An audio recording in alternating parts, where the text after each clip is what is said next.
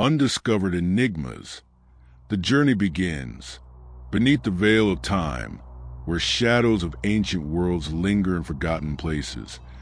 There lies a realm of mysteries that hum with the secrets of lost civilizations. In sunken depths, atop windswept peaks, and within caves that echo with silent prayers, the past guards its truths with an allure that both chills and captivates. These are the undiscovered enigmas. 50 relics of human daring, devotion, and enigma, each a cipher etched in stone, clay, or sea. From labyrinthine ruins to star-carved figures that defy reason, these wonders challenge our grasp of history, whispering a single, haunting question. What truths lie buried, waiting to stir the soul? Picture yourself standing at the edge of an abyss, where the earth meets the infinite, and the air thrums with the weight of untold stories. These are not mere relics. They are the dreams and dreads of those who shaped them, frozen in moments that time cannot erase. Why did ancient hands craft such marvels, only to surrender them to silence? Were they altars to gods, maps to the stars, or warnings of fates we cannot fathom? With every step into their embrace, we chase answers, yet each discovery spawns new riddles, like ripples across a darkened sea. Our journey begins in the sapphire depths off Japan's Yonaguni Island, where a submerged colossus of stone defies the ocean's grasp. The Yonaguni Monument, with its carved terraces and towering steps, lies 80 feet beneath the waves, a relic of a people lost to time.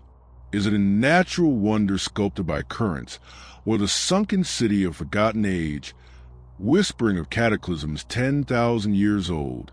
Join us as we dive into this first enigma, plunging into a saga where history and mystery collide, and the sea yields its secrets to those who dare to listen. Yonaguni Monument, Japan's sunken enigma. The Pacific Ocean, vast and unyielding, cradles secrets in its depth that defy the bounds of human understanding. Off the coast of Yonaguni, a remote speck of land in Japan's Ryukyu Islands, divers in 1986 stumbled upon a discovery that would send ripples through archaeology, geology, and the imaginations of those who dare to question history's narrative. Beneath the waves, at depths of 80 feet, lies the Yonaguni Monument, a colossal structure of stone that seems to blur the line between nature's handiwork and the ambition of an ancient, forgotten people. Its massive terraces, sharp-angled steps, and eerie symmetry challenge everything we believe about the past, raising a question that lingers like the ocean's ceaseless tide. Is this a lost city, crafted by human hands millennia ago, or merely a geological quirk sculpted by time and water? The answer remains as elusive as the currents that guard it, and the story of the Yonaguni Monument is one of mystery, debate, and the tantalizing possibility of a history we've yet to uncover. The monument's discovery was almost an accident. In 1986, local diver Kahachiro Aratate was exploring the waters off Yonaguni's southern coast, searching for new dive sites to attract tourists. What he found was no ordinary reef or rock formation. Emerging from the seabed was a structure that looked impossibly deliberate. Flat platforms stacked like a giant staircase, straight-edged walls that seemed carved, and channels that hinted at purposeful design. The largest feature, often called the main terrace, stretches over 160 feet long and 65 feet wide, rising 20 feet from the ocean floor. Its surface is eerily smooth, with right angles and steps that evoke the precision of ancient masonry. Nearby, other formations add to the enigma. A triangular pool, what appears to be a drainage channel, a turtle-shaped rock with uncanny symmetry, and a narrow trench that looks like a roadway. The scale is staggering, covering an area the size of several football fields, all submerged in a region where the Pacific's currents are fierce and unforgiving. Archaeologists and geologists descended on the site, their curiosity matched only by their disagreements. The Yonaguni Monument, named for the island above it, became a battleground of ideas. Those who saw human craftsmanship pointed to the structure's geometric precision. The steps, some argued, were too uniformly natural, their edges too sharp for mere erosion. The roadway and pool suggested functionality, perhaps as part of ceremonial or civic complex. Divers reported finding what looked like tool marks on the stone, faint scratches that hinted at ancient chisels. Even more intriguing, some claimed to see carvings, crude symbols, or animal shapes etched into the rock, though these remain debated. The site's depth, about 80 feet below the surface, added fuel to the speculation. During the last ice age, around 10,000 BCE, sea levels were lower, and Yonaguni would have been part of a larger landmass connecting Japan to Taiwan. Could this have been a coastal city built when the area was dry, only to be swallowed by rising waters as the ice melted? Geologists, however, offered a counterpoint rooted in the natural world. Yonaguni lies in a tectonically active zone, where earthquakes and tsunamis have shaped the landscape for millennia. The monument's primary material, sandstone, is prone to fracturing along clean lines when subjected to stress. Some experts argue that the steps and terraces were the result of natural bedding planes, layers in rock that split into flat surfaces under pressure. The Pacific's relentless waves, they said, could have polished these surfaces, creating the illusion of human design. Similar formations, like the tessellated pavements of Tasmania, show nature's ability to mimic architecture. The tool marks could be scratches from shifting sediment, and the carvings might be wishful thinking, pareidolia tricking the eye into seeing patterns where none exist. As for the site's submersion, geologists noted that sea levels rose dramatically between 10,000 and 6,000 BC, submerging coastal land worldwide. If the monument was natural, its underwater state was no mystery, just a consequence of time. Yet the debate refuses to settle. Marine archaeologist Masaaki Kimura, who spent decades studying the site, became its most vocal champion, declaring it a man-made megalithic complex. Kimura, a professor at the University of the Ryukyus, mapped the site meticulously, identified what he believed were architectural features: a castle with tiered platforms, a stadium with step seating, and even a possible temple with a ceremonial pool. He dated the structure to around 10,000 BCE, based on the region's geological history and the depth of the site. Kimura's team found what they claimed were stone tools and pottery fragments nearby, though these findings are controversial, with critics arguing they could belong to later cultures or be unrelated debris. Kimura also pointed to the cultural context of the Ryukyu Islands, where ancient traditions speak of lost lands and sacred sites. Local folklore tells of a mythical kingdom called Nairai Kanai, a paradise beneath the sea, ruled by gods. Could the Yonaguni monument be a remnant of such a place, preserved by the ocean's embrace? Skeptics, including geologist Robert Schoch, counter that Kimura's claims overreach the evidence. Schoch, known for his work on the Sphinx, argues that the monument's features are consistent with natural sandstone erosion in a tectonically volatile region.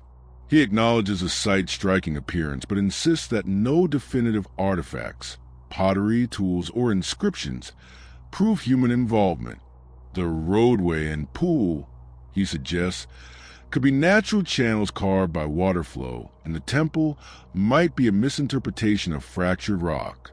Schoch's team conducted dives and found no clear evidence of human modification, though he admits the site's symmetry is intriguing. The absence of comparable structures on land, he argues, weakens the case for a lost civilization. Japan's Jomon culture, which emerged around 10,000 BCE, left behind pottery and small settlements, but no evidence of megalithic architecture. If the monument is man-made, Where are the tools, the quarries, the cultural traces? The Yanaguni Monument's enigma deepens with its broader implications. If human-made, it would rewrite prehistory, suggesting a sophisticated culture existed in East Asia thousands of years before the first cities of Mesopotamia. Such a discovery would challenge the timeline of human development, hinting at advanced societies lost to the floods of the post-Ice Age world. Some fringe theorists go further, linking the monument to myths of Mu, a hypothetical Pacific continent akin to Atlantis.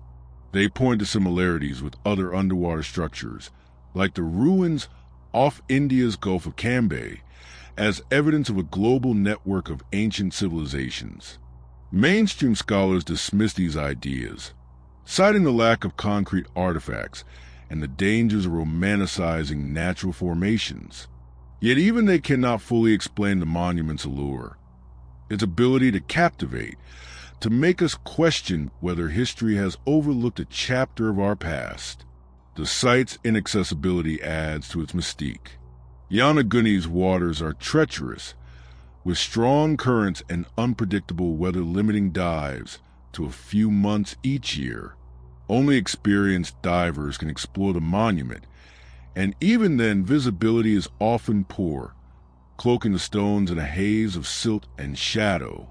This isolation has kept the site relatively untouched, but also fuels speculation, as few can see it firsthand. Underwater photography reveals a haunting beauty.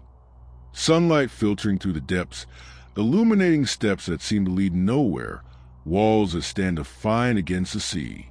Each image invites new theories, new dreams of what might have been. Local divers who know the site best share stories that blend reverence and wonder.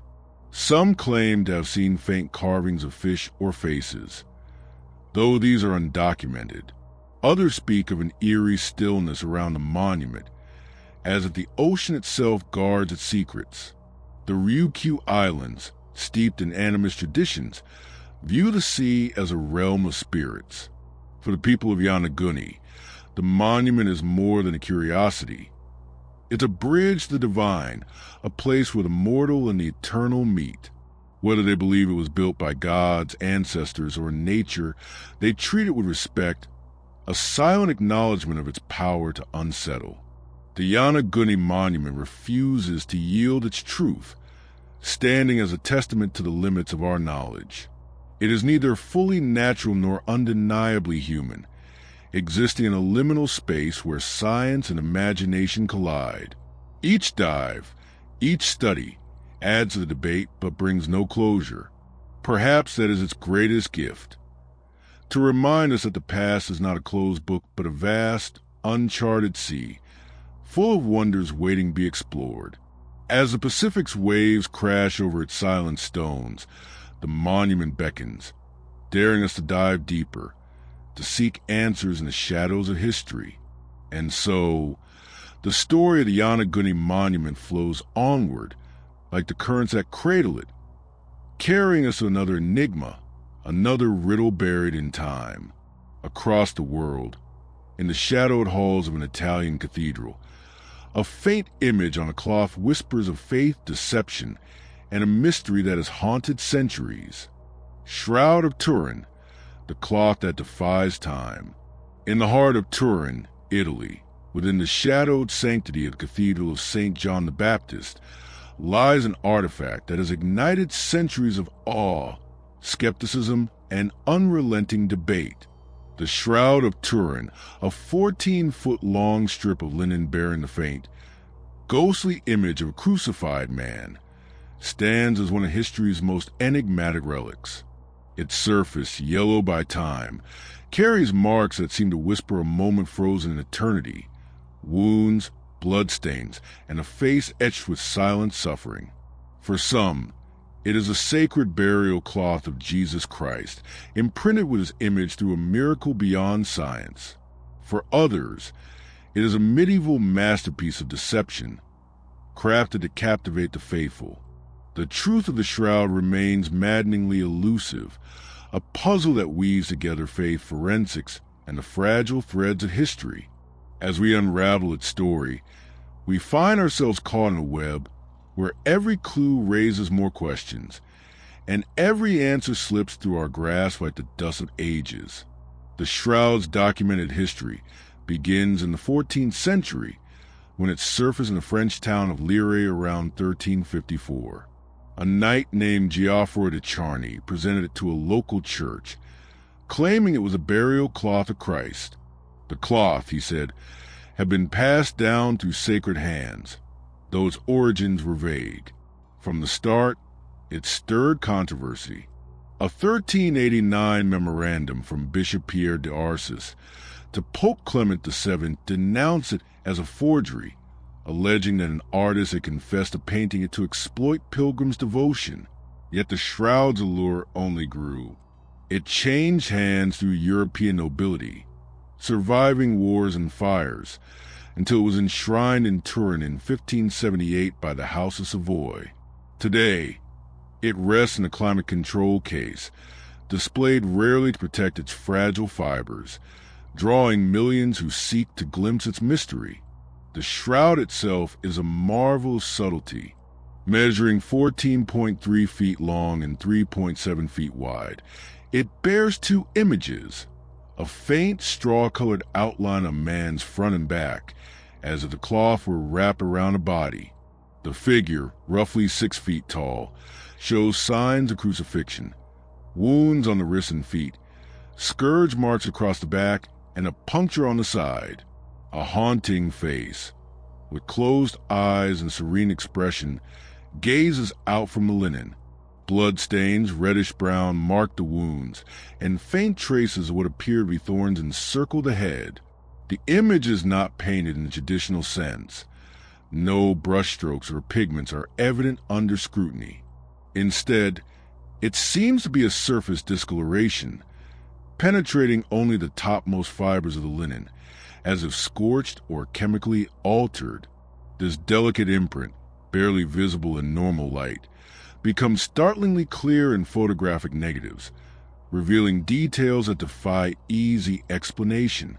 The shroud's modern saga began in 1898, when Italian photographer Secondo Pia took its first photograph. To his astonishment, the negative revealed a vivid, almost lifelike image of the man, with details invisible to the naked eye.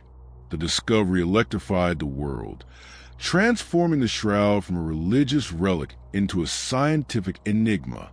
In the 20th century, researchers descended on Turin, armed with microscopes, spectrometers, and a burning desire to crack the mystery. The Shroud of Turin Research Project, STURP, in 1978 conducted the most extensive study, spending 5 days analyzing the cloth. Their findings were both illuminating and confounding. The image, they confirmed, was not a painting. No traces of pigment dye or binding agents were found. The discoloration appeared to be an oxidation of the linen's cellulose, akin to a controlled burn, but how it formed remained unclear. The bloodstains tested positive for human hemoglobin, with traces of bilirubin, a compound associated with trauma, suggesting real blood from a tortured body. Yet science delivered a blow in 1988, when radiocarbon dating by 3 independent labs placed the shroud's origin between 1260 and 1390 CE, a medieval creation, not a 2,000-year-old relic. The results seemed to settle the matter for skeptics, branding the shroud a forgery crafted during the height of relic veneration. But the faithful and some scientists pushed back. The samples, they argued, came from a repaired section of the cloth, contaminated by later threads woven in after a 1532 fire. The shroud's weave, a complex herringbone pattern, was rare for medieval Europe but consistent with first-century Middle Eastern textiles. Pollen grains found on the cloth, identified as species native to Jerusalem and Anatolia, hinted at a journey far older than the carbon date suggested. Even more puzzling, the image's anatomical accuracy, proportions, wound patterns, and forensic details like rigor mortis, seen beyond the skill of a 14th century artist, who would have lacked knowledge of crucifixion's medical effects. Theories about the image's formation are as varied as they are contentious. Believers propose a miraculous process, perhaps a burst of radiant energy at the moment of resurrection, imprinting the cloth like a divine photograph. Scientists, wary of the supernatural, explore natural and artificial explanations. Some suggest a chemical reaction, like a Maillard reaction between body fluids and the linen, though experiments fail to replicate the image's precision. Others propose an early form of photography, using silver salts and light-sensitive compounds, but this assumes a medieval genius with technology centuries ahead of its time.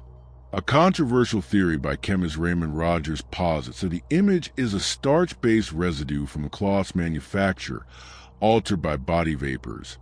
But critics argue it doesn't account for the image's depth and clarity.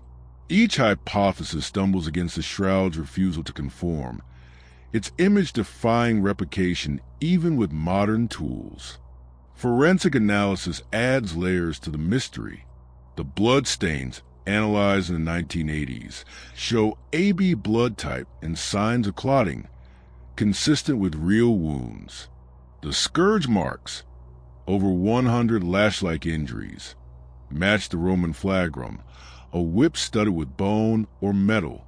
The wrist wounds align with historical crucifixion practices, piercing the carpal bones rather than the palms, a detail unknown to medieval artists.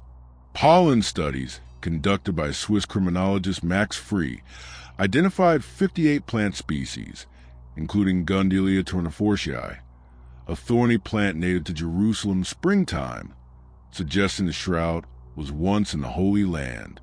Yet skeptics question Free's methods, noting pollen's ease of contamination. The shroud's textile history is equally enigmatic.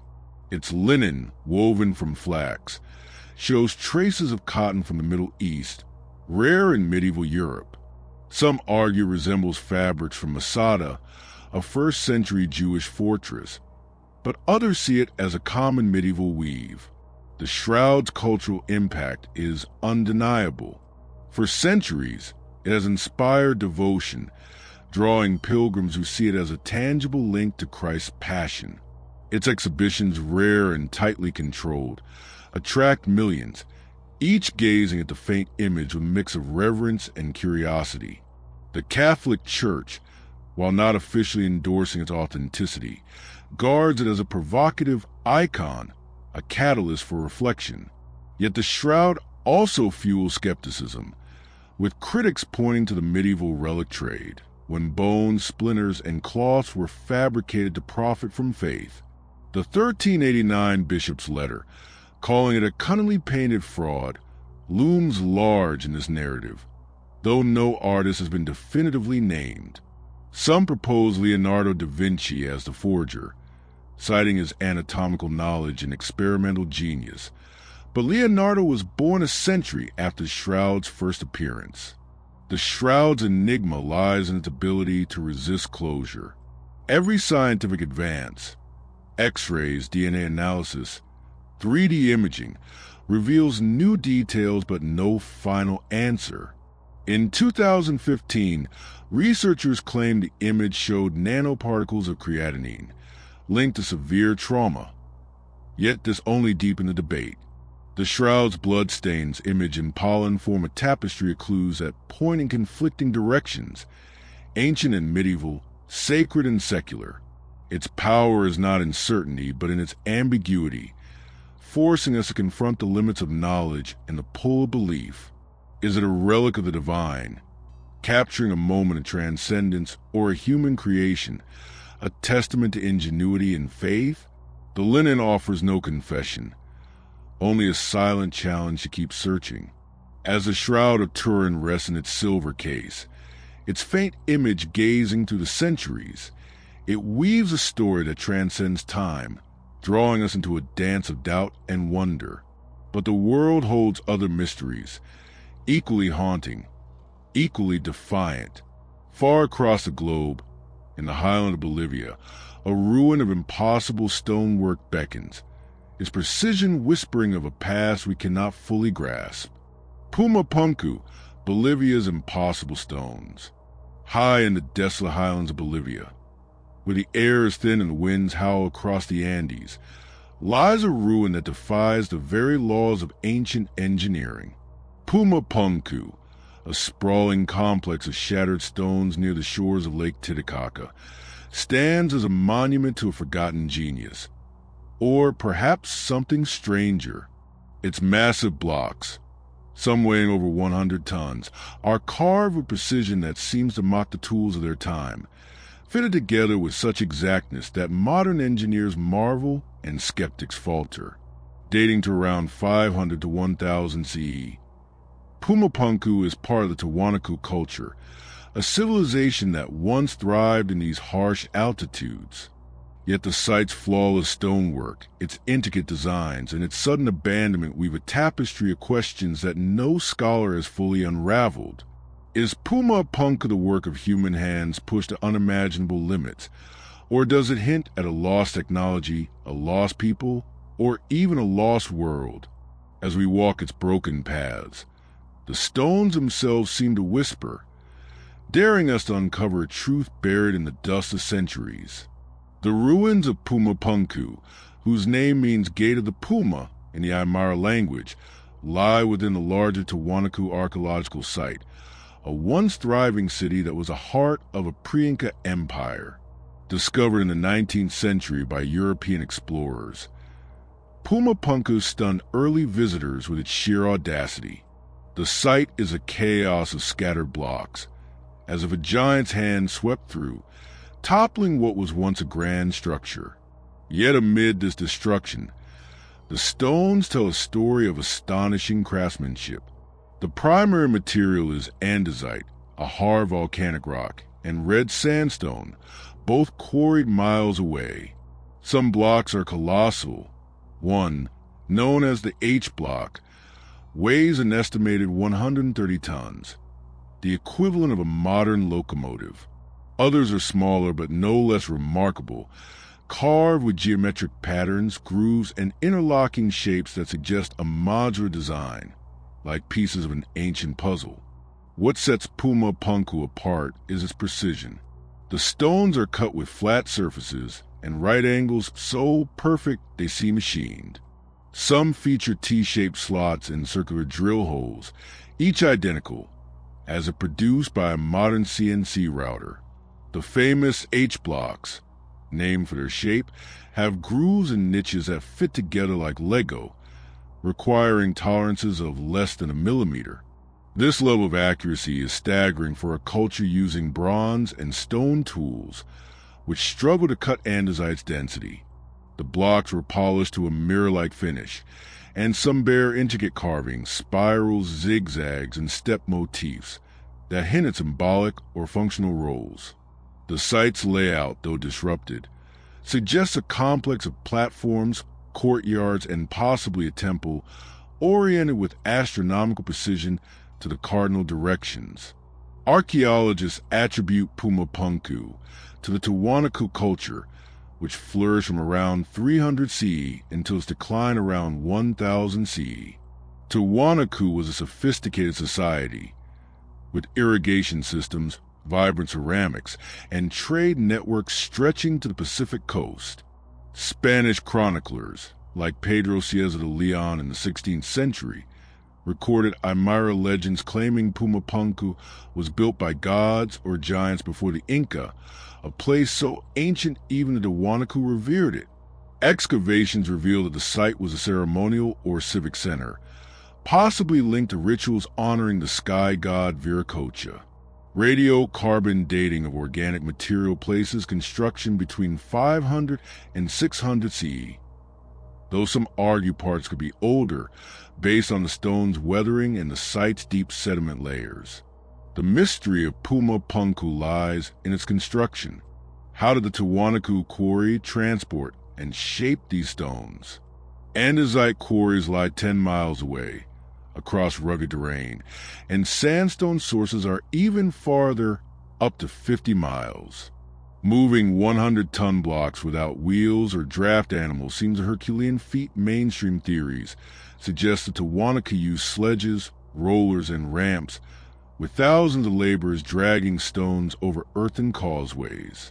Experiments, like those by archaeologist Jean-Pierre Pratzen, show that bronze tools and abrasives can shape andesite, but the process is slow and labor-intensive, requiring months for a single block. The precision of the cuts and holes, however, remains perplexing. Some blocks have drill marks, so uniform they resemble modern machining, with no visible tool chatter. The interlocking designs imply a standardized system, yet no templates or workshops have been found. Alternative theories push the boundaries of conventional archaeology. Some researchers, like engineer Christopher Dunn, propose that Tiwanaku use advanced techniques, perhaps acoustic levitation or chemical softening of stone, lost to history. These ideas, while speculative, stem from the stone's almost unnatural perfection. Fringe theorists go further, suggesting Pumapunku was built by an older, unknown civilization, predating the Tiwanaku by millennia. They point to the site's alignment with solstices and stars, arguing it was an astronomical observatory or energy grid. Others invoke extraterrestrial influence, citing the stone's complexity as evidence of alien technology, though no artifacts support this claim. Aymara oral traditions add a mythic layer, describing Pumapunku as a creation of Viracocha, who shaped the stones with divine power, molding them like clay. The site's abandonment deepens the enigma. Around 1000 CE, the Tiwanaku civilization collapsed, leaving Pumapunku in ruins. The stones, once part of a grand complex, were scattered, some broken as if by a cataclysm. Archaeologists suggest drought, linked to climate shift in the Andes, starved the region, forcing migration. Pollen records and lake sediment cores confirm a severe dry period, disrupting agriculture. Others propose social upheaval, rebellions or invasions that toppled the Tiwanaku elite. The site shows signs of deliberate destruction, with blocks toppled and platforms dismantled, hinting at conflict or ritual abandonment.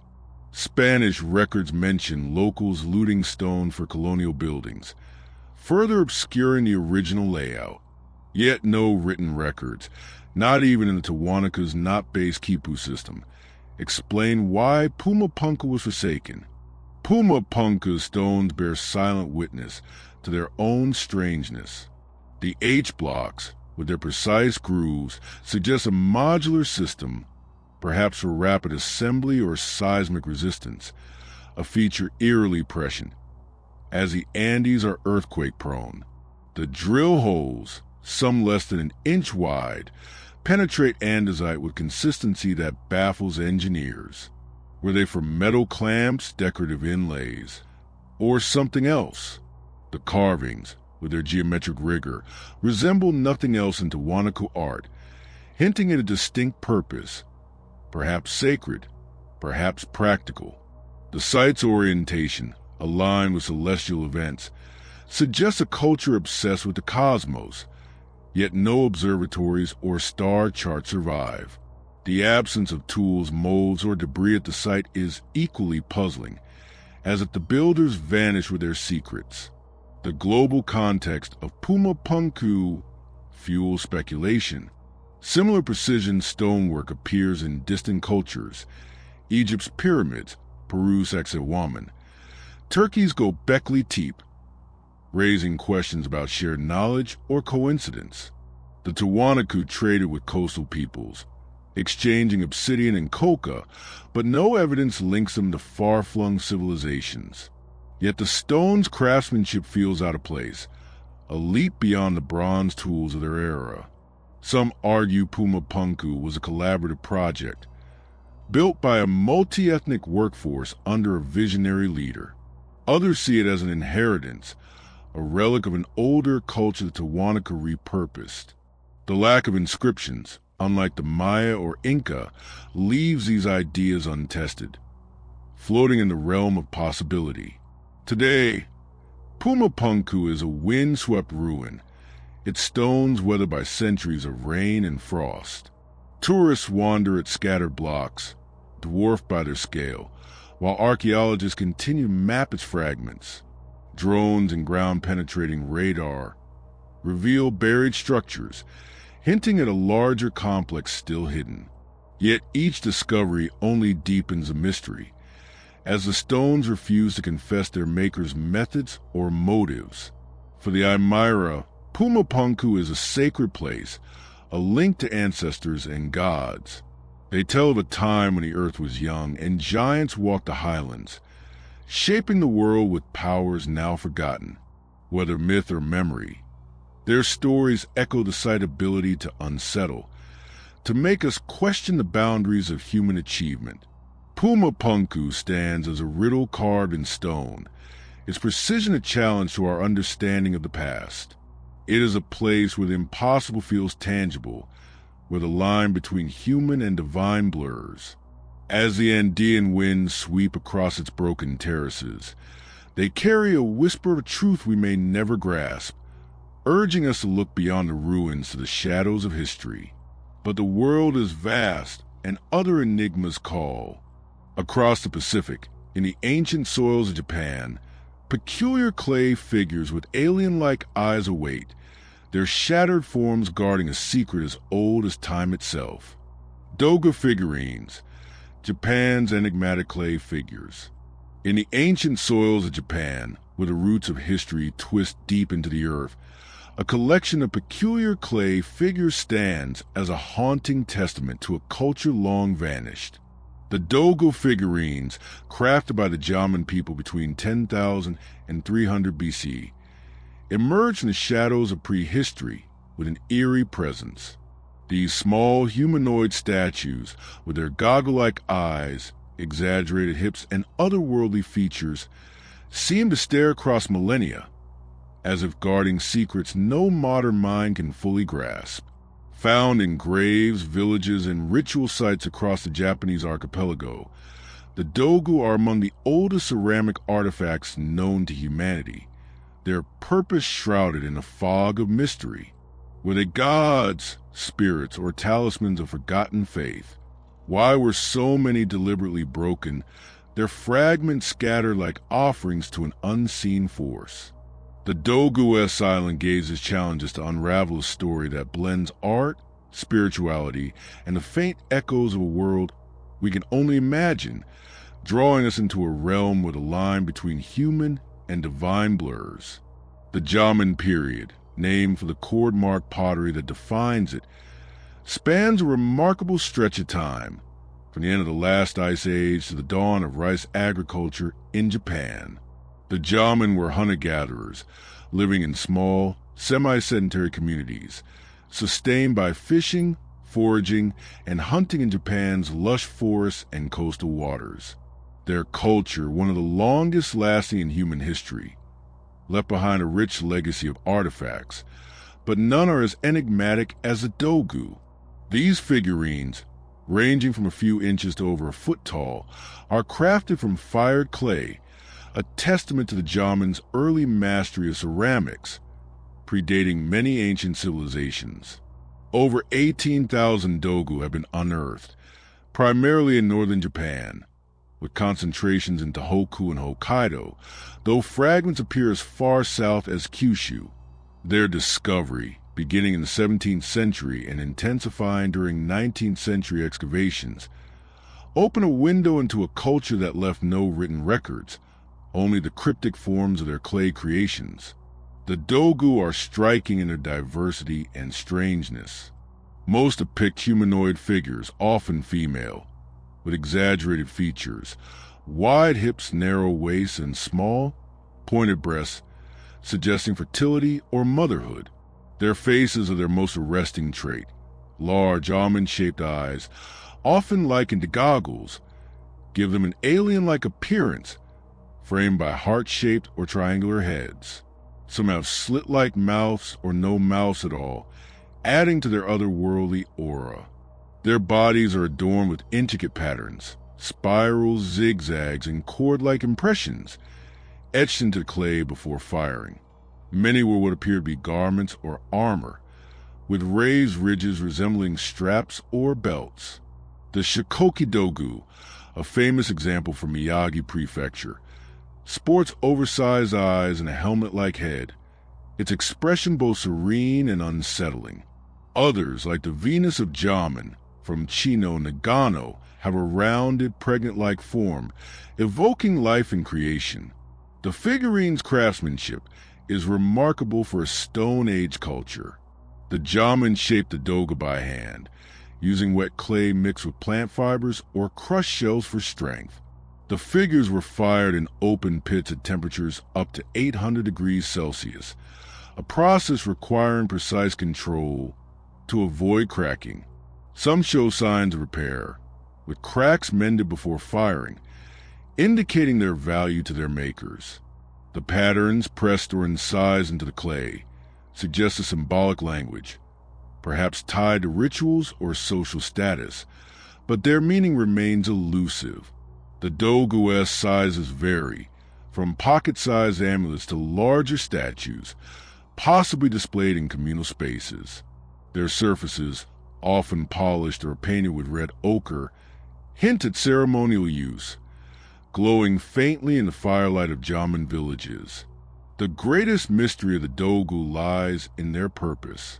Archaeologists have unearthed them in diverse contexts, buried in pits, placed in graves, or scattered in settlement debris, suggesting multiple roles. Many were found deliberately broken, their heads, arms, or torsos snapped, often before burial. This intentional destruction is a puzzle. Was it a ritual act, releasing the figurine's spirit, or a symbolic sacrifice? Some scholars propose the dogu were fertility idols, representing goddesses or ancestral mothers, used in ceremonies to ensure a bountiful harvest or safe childbirth. Their exaggerated female forms support this, echoing similar figurines from prehistoric Europe, like the Venus of Willendorf. Others see them as shamanic tools, wielded by Jamin spiritual leaders to commune with the spirit world. The goggle-like eyes, some argue, mimic the trance-induced visions of shamans, a bridge to the divine. Alternative theories push further into the speculative. The dogu-esque alien-like appearance has fueled fringe ideas, with some claiming they depict extraterrestrial visitors or astronauts, their goggles resembling helmets or visors. Proponents point to myths of star beings in Jamin folklore, though such tales are poorly documented.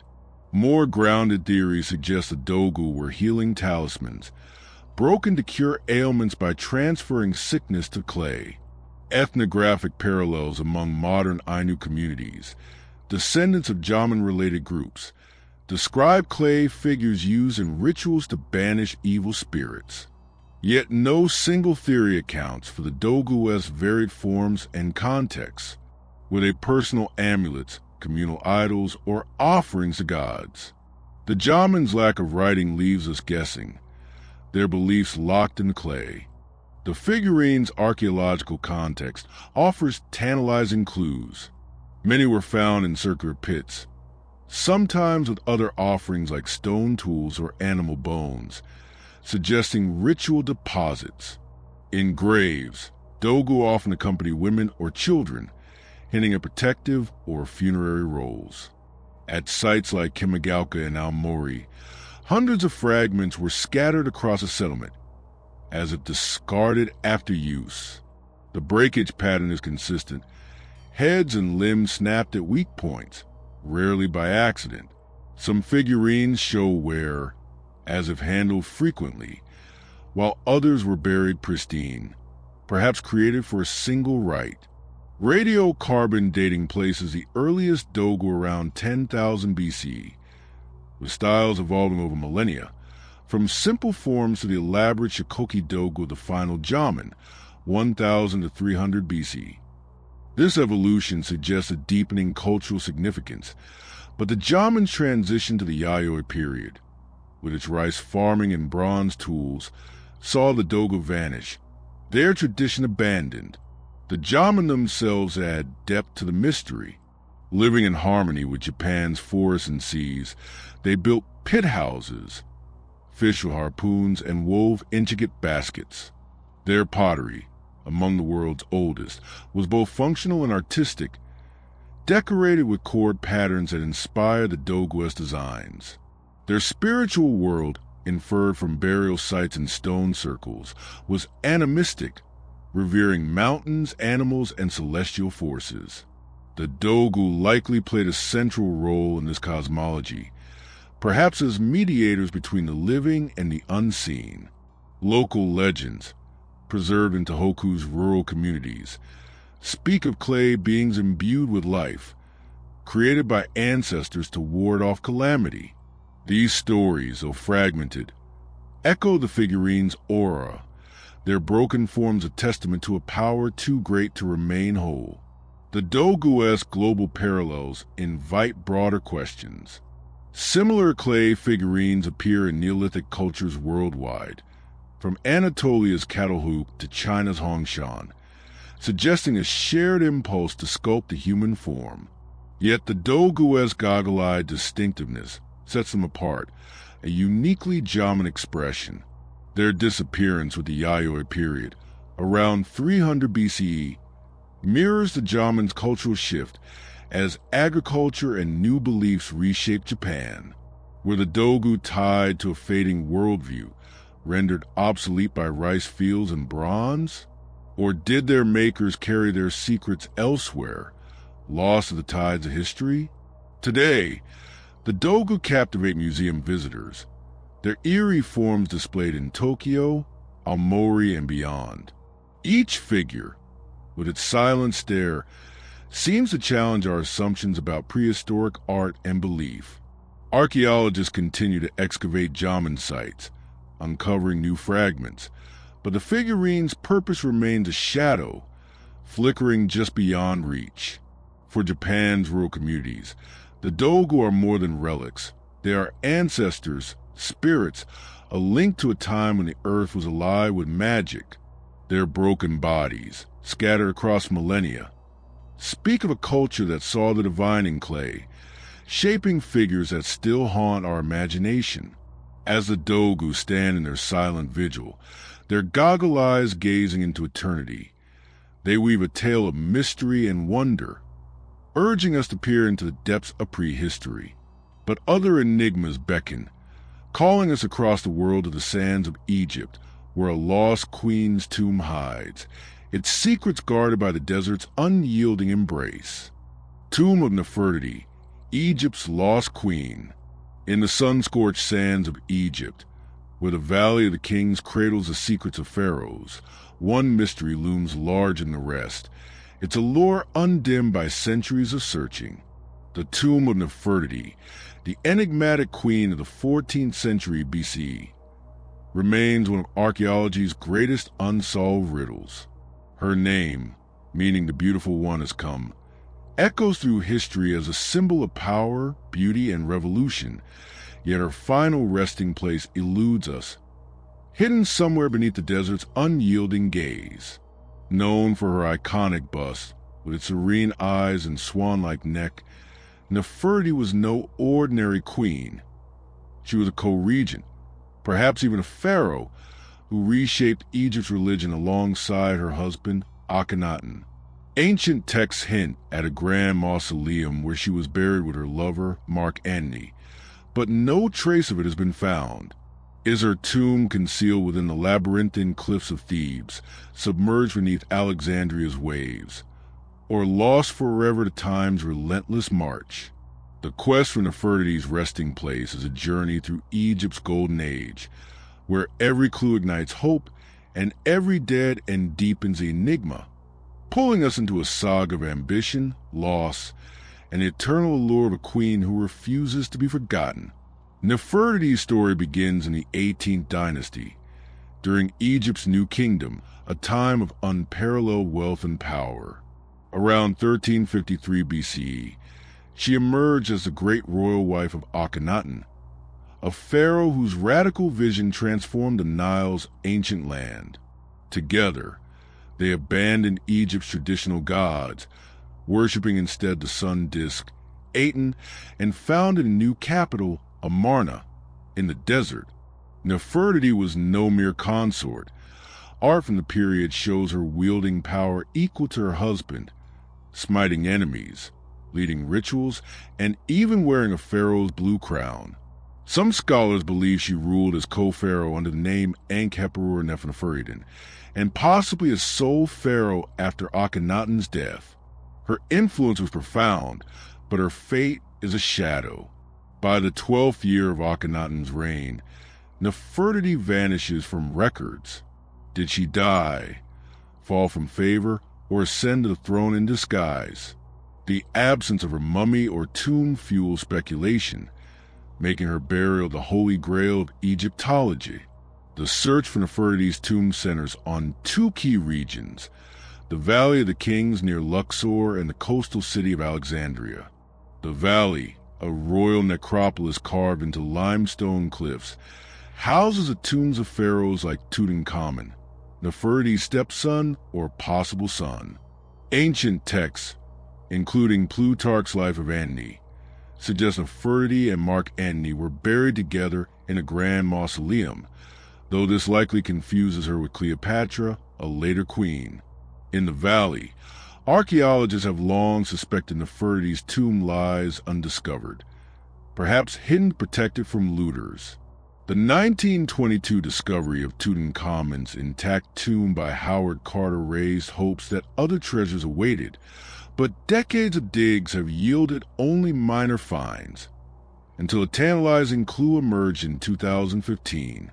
British archaeologist Nicholas Reeves sparked a global frenzy when he proposed that Nefertiti's tomb lies within Tutankhamun's burial chamber, KV-62.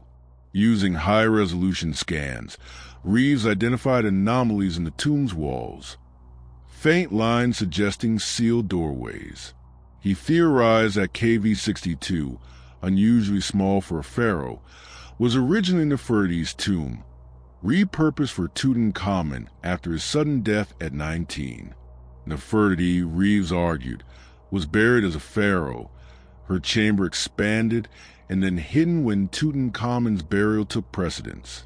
Radar scans in 2015 and 2016 detected voids behind the walls, fueling excitement, but subsequent scans in 2018 found no conclusive evidence of hidden chambers. Critics, including Egypt's former antiquities minister Zahi Hawass, dismissed the theory, citing the valley's geological complexity and the risk of damaging KV-62. Yet Reeves persists, pointing to the tomb's unfinished paintings and misaligned walls as signs of hasty adaptation. Beyond the valley, Alexandria offers another possibility. The city, founded by Alexander the Great and later home to Cleopatra, was a hub of Ptolemaic power, but its ancient districts lie submerged beneath the Mediterranean due to earthquakes and rising seas. Kathleen Martinez, a Dominican archaeologist, has spent decades excavating Taposiris Magna, a temple 30 miles west of Alexandria, believing it holds Nefertiti's tomb. Her team uncovered coins bearing Nefertiti's image, alabaster statues, and a necropolis with mummies facing the temple, suggesting a royal burial. In 2022, Martinez found a 1.2-mile tunnel beneath the temple, carved with precision and hinting at a hidden chamber. Yet no definitive evidence links the site to Nefertiti, and the confusion with Cleopatra in ancient sources complicates the search. The Mediterranean's murky depths, littered with sunken ruins, guard their secrets fiercely, accessible only to divers battling currents and silt. The absence of Nefertiti's mummy adds to the mystery. Over 700 mummies have been found in the Valley of the Kings, but none bear her name. In 2003, Egyptologist Joan Fletcher identified a mummy, dubbed the Younger Lady, from tomb KV-35 as Nefertiti, based on a shaved head, double-pierced ear, and a broken arm, traits seen in her iconography. DNA tests in 2010 confirmed the mummy as Tutankhamun's mother, but its identity, Nefertiti, or another wife of Akhenaten remains disputed. The mummy's violent injuries, including a crushed face, suggest desecration, possibly by enemies of Akhenaten's religious reforms. Other candidates, like the elder lady from KV-35, have been ruled out, leaving Nefertiti's body a phantom in the archaeological record. Theories about the tomb's location reflect Nefertiti's complex legacy. If she ruled as pharaoh, her burial would rival the grandeur of Ramesses II, with treasures of gold, alabaster, and faience. Reeves suggests her tomb was sealed to preserve her legacy, hidden behind Tutankhamun's walls to thwart grave robbers who plundered most valley tombs in antiquity. Others propose Amarna, Akhenaten's capital, as the site, though its royal tombs were looted and defaced after the city's abandonment. The Alexandria theory, while compelling, hinges on misinterpretations of texts, as Nefertiti predates Antony by 1,300 years. Some scholars argue her tomb was destroyed deliberately, her name erased by priests restoring Egypt's old gods. Egyptian myths speak of divine protection for royal tombs, with curses guarding the dead. Yet Nefertiti's resting place remains beyond even the gods' reach. Archaeological challenges deepen the enigma. The Valley of the Kings is a labyrinth of over 60 tombs, many collapsed or flooded. Ground-penetrating radar and thermal imaging, used since the 2000s, reveal anomalies, but limestone fractures and debris often mimic chambers. Alexandria's underwater sites are equally daunting, with artifacts buried under centuries of sediment. Political and financial hurdles slow excavations, as Egypt balances tourism with preservation. The 2011 Arab Spring disrupted digs, and the pandemic delayed Martinez's work at Taposiris Magna. Each expedition risks damaging fragile sites, forcing cautious progress that frustrates eager researchers. Nefertiti's cultural impact fuels the search. Her bust, discovered in 1912 at Amarna and displayed in Berlin, is a global icon, its flawless features embodying ancient Egypt's allure. Her story, a woman who wielded power in a male-dominated world, resonates today, inspiring novels, films, and exhibitions. The possibility of finding her tomb, with its potential to reveal Amarna's art, texts, and treasures, drives archaeologists like Reeves and Martinez. A discovery could rewrite the 18th dynasty's history, clarifying Nefertiti's role as queen or pharaoh and her fate after Akhenaten. Yet the lack of inscriptions naming her burial, unlike other pharaohs, suggests deliberate concealment, perhaps to protect her from enemies or posterity. The quest for Nefertiti's tomb is a mirror to Egypt's eternal dance with its past.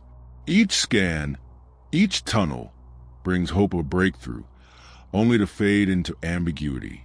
The desert and sea, guardians of her secret, yield clues but no certainty, leaving us to wonder if Nefertiti's tomb awaits just beyond the next excavation or lies forever lost. Her absence is as powerful as her presence, a reminder that some mysteries endure, not to be solved but to inspire. As the sands of Egypt shift under the relentless sun, they whisper of a queen whose beauty and power transcend time, urging us to seek another enigma. Far from the Nile's ancient embrace, across the deserts of Peru, colossal lines etched into the earth beckon, their silent patterns reaching for the heavens in a riddle that defies the ages. Nazca Lines, Peru's desert enigma. In the arid heart of southern Peru, where the sun reigns merciless over a landscape of dust and stone, lies a marvel that defies the boundaries of ancient imagination. The Nazca Lines, sprawling across the parched plains of the Nazca Desert, are a gallery of colossal geoglyphs etched into the earth, visible only from the sky. These massive drawings, hundreds of animals, plants, and geometric shapes, some stretching over 1,200 feet, form a silent symphony of art and mystery, crafted by a people who vanished centuries ago. Created between 500 BCE and 500 CE by the Nazca culture, the lines are a testament to human ambition, yet their purpose remains a riddle wrapped in the desert's unyielding silence. Why did a civilization without flight carve images for the heavens? Were they offerings to gods, maps of the stars, or signals to beings beyond our world? As we trace their ancient contours, the Nazca lines pull us into a story of ingenuity, faith, and a past that refuses to reveal its secrets, leaving us to wander the sands in search of answers that shimmer just beyond reach. The Nazca lines were first noted by modern eyes in the 1920s, when Peruvian pilots flying over the desert spotted strange patterns below. Archaeologists soon descended, marveling at the scale and intricacy of what they found. The lines cover an area of about 190 square miles, encompassing over 800 straight lines, 300 geometric figures, and 70 biomorphic designs, including a hummingbird, spider, monkey, and condor. The largest, a pelican, spans 935 feet, dwarfing any human figure standing beside it. The glyphs were made with deceptive simplicity. The Nazca removed the desert's dark, oxidized surface pebbles, exposing a lighter, yellowish soil beneath. These shallow trenches, often only 4 to 6 inches deep, form stark contrast preserved by the region's arid climate, where rain is a rare whisper. The precision is astonishing. Straight lines stretch miles without deviation, and curves flow with a grace that belies their monumental size. The Nazca culture, flourishing from 100 BCE to 800 CE, was a sophisticated society of farmers, weavers, and artisans. They thrived in a harsh environment, using underground aqueducts called puquios to channel water from distant springs, sustaining crops like maize and cotton. Their pottery, vibrant with polychrome designs and textiles, woven with intricate patterns, reveal a people with a keen aesthetic sense. Yet the Nazca left no written records, and their oral traditions faded with their decline, leaving the lines as their most enduring legacy. Archaeological sites like Kawachi, a ceremonial center 18 miles from the lines, suggest a deeply religious society, with adobe pyramids and plazas where rituals were performed. Human sacrifices, including trophy heads found in burials, hint at a complex spiritual world, but no artifacts directly explain the geoglyph's purpose. The line's most perplexing feature is their visibility. From the ground, they are nearly invisible, blending into the desert's monotony. Only from above, whether from a plane, drone, or nearby hills, do their forms emerge vivid and unmistakable. This aerial perspective raises a central question. Why create art that the Nazca could barely see? The absence of flight in pre-Columbian Peru makes their scale and orientation baffling. Some lines stretch toward the horizon, aligning with solstices or constellations, suggesting an astronomical function. Others point to water sources, vital in a desert where drought was a constant threat. The biomorphic figures, animals sacred to Andean cultures, evoke a connection to nature or the divine, yet their size and placement defy practical explanation. Archaeologists have proposed several theories, each grappling with the line's enigma. The most widely accepted, championed by German archaeologist Maria Reich, who studied the lines for decades, is that they were an astronomical calendar. Reich mapped alignments with the sun, moon, and stars, suggesting the Nazca used them to track seasons for planting and harvesting. The spider glyph, for instance, may represent the constellation Orion, visible during the rainy season. Yet critics note that only a few lines align precisely, and the desert's clear skies made stargazing straightforward without such elaborate markers. Another theory, from anthropologist Johann Reinhard, sees the lines as sacred pathways, walked during rituals to honor water and fertility gods. The Nazca's Pukyos and Kawachi shrines support this, but the glyph's aerial design challenges the idea of ground-based ceremonies. A more speculative hypothesis, proposed by British researcher Toni Morrison, links the lines to shamanic practices. The Nazca's use of hallucinogens, like San Pedro cactus, may have induced visions of flying, inspiring glyphs meant for spiritual journeys. The animal figures, Morrison argued, were totems guiding shamans through the cosmos.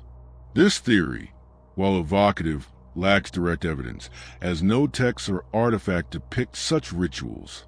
Fringe ideas take a bolder leap, with figures like Eric von Daniken claiming the lines were runways or signals for extraterrestrial visitors, their scale and aerial visibility proof of alien contact. Mainstream scholars dismiss this, citing the line's cultural context and the absence of technological artifacts. Local Aymara and Quechua legends, recorded by Spanish chroniclers, speak of sky god Viracocha who watched the earth from above, fueling speculation that the lines are offerings to a celestial deity. The line's creation process, while understood, deepens their mystery. The Nazca likely used simple tools, wooden stakes, ropes, and grids to plot their designs, scaling up small sketches with geometric precision. Teams of workers, possibly guided by priests, cleared pebbles and dug trenches, a labor-intensive task requiring coordination across generations. Surveys show some lines were built in phases, with older glyphs overlaid by newer ones, suggesting a living tradition. The desert's ability preserved them, but their survival is a double-edged sword.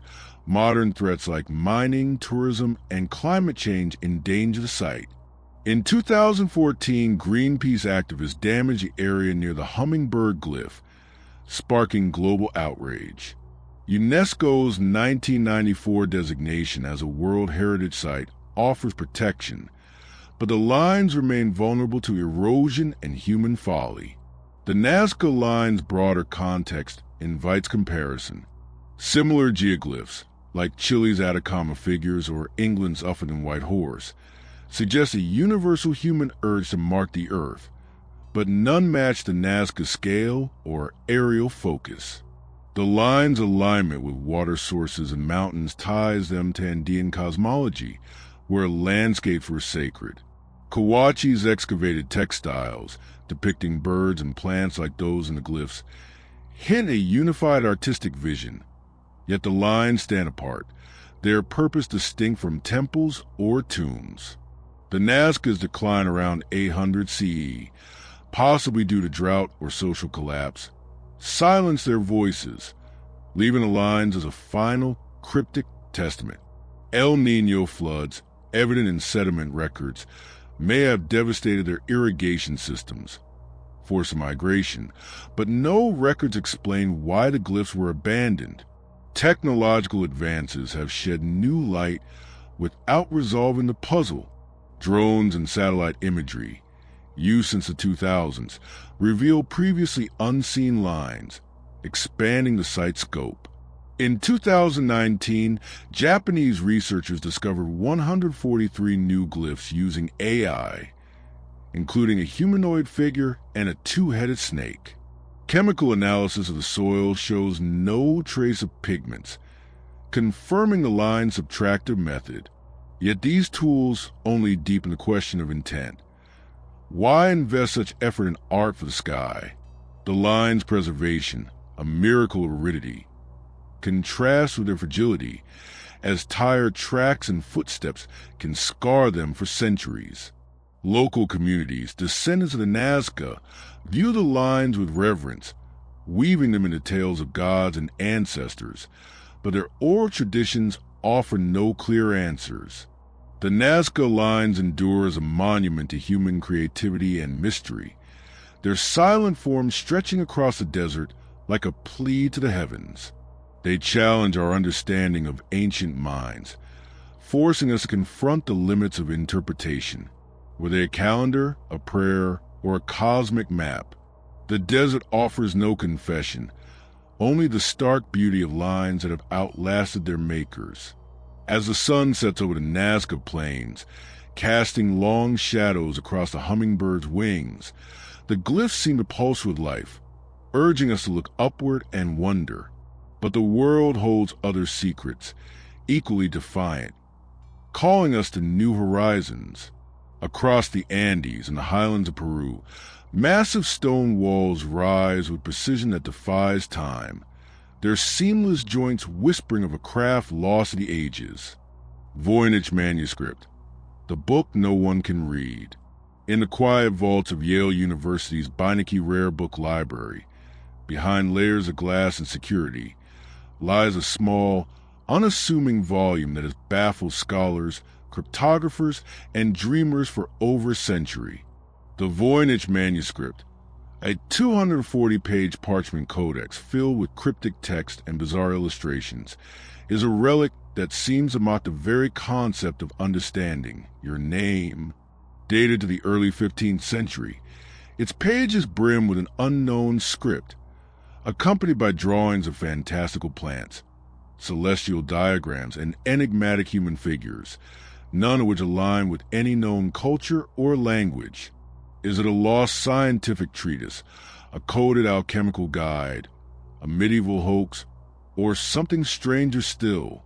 No one has deciphered its script, identified its author, or confirmed its purpose, making it one of history's most enduring enigmas. As we turn its fragile pages, the Voynich manuscript weaves a tale of obsession, mystery, and a knowledge that hovers just beyond our grasp, daring us to unlock a secret that may not want to be known. The manuscript's documented journey begins in 1912, when Polish antiquarian Wilfrid Voynich purchased it from a Jesuit college in Frascati, Italy. Its origins, however, are far murkier. Radiocarbon dating, conducted in 2009, places the parchment's creation between 1404 and 1438, with the ink applied soon after. The book, measuring 9 by 6 inches, is bound in vellum, with pages folded into quires, some missing, suggesting it once held up to 272 folios. Its text, written in a flowing, cursive-like script, is utterly unique, dubbed Voynichese by scholars. The alphabet, with 20 to 30 distinct glyphs, resembles no known language, living or dead. The illustrations are equally perplexing. Plants with roots and flowers that match no real species, astronomical charts with unrecognizable stars, and naked figures bathing in strange, interconnected pools. The manuscript's oddity captivated Voynich, who spent his life seeking its meaning, a quest that had consumed countless others since. The book's provenance offers tantalizing clues, but no answers. A 1666 letter, found tucked inside, from Prague scholar Johannes Marcus Marci to Jesuit polymath Athanasius Kircher, claims the manuscript once belonged to Holy Roman Emperor Rudolph II, who purchased it for 600 gold ducats, believing it was penned by 13th century alchemist Roger Bacon. Marcy's letter suggests the text was a cipher, its secrets locked by an unknown key. Earlier owners, like alchemist George Baresh, described it as a botanical or medicinal work, possibly of exotic origin. The manuscript's trail leads through Prague's intellectual circles, a hub of alchemy and occultism in the Renaissance, before it vanished into Jesuit archives until Voynich's discovery. Each owner, from emperors to scholars, grapple with its riddles, leaving only speculation in their wake. The Voynich manuscript's text is its greatest puzzle.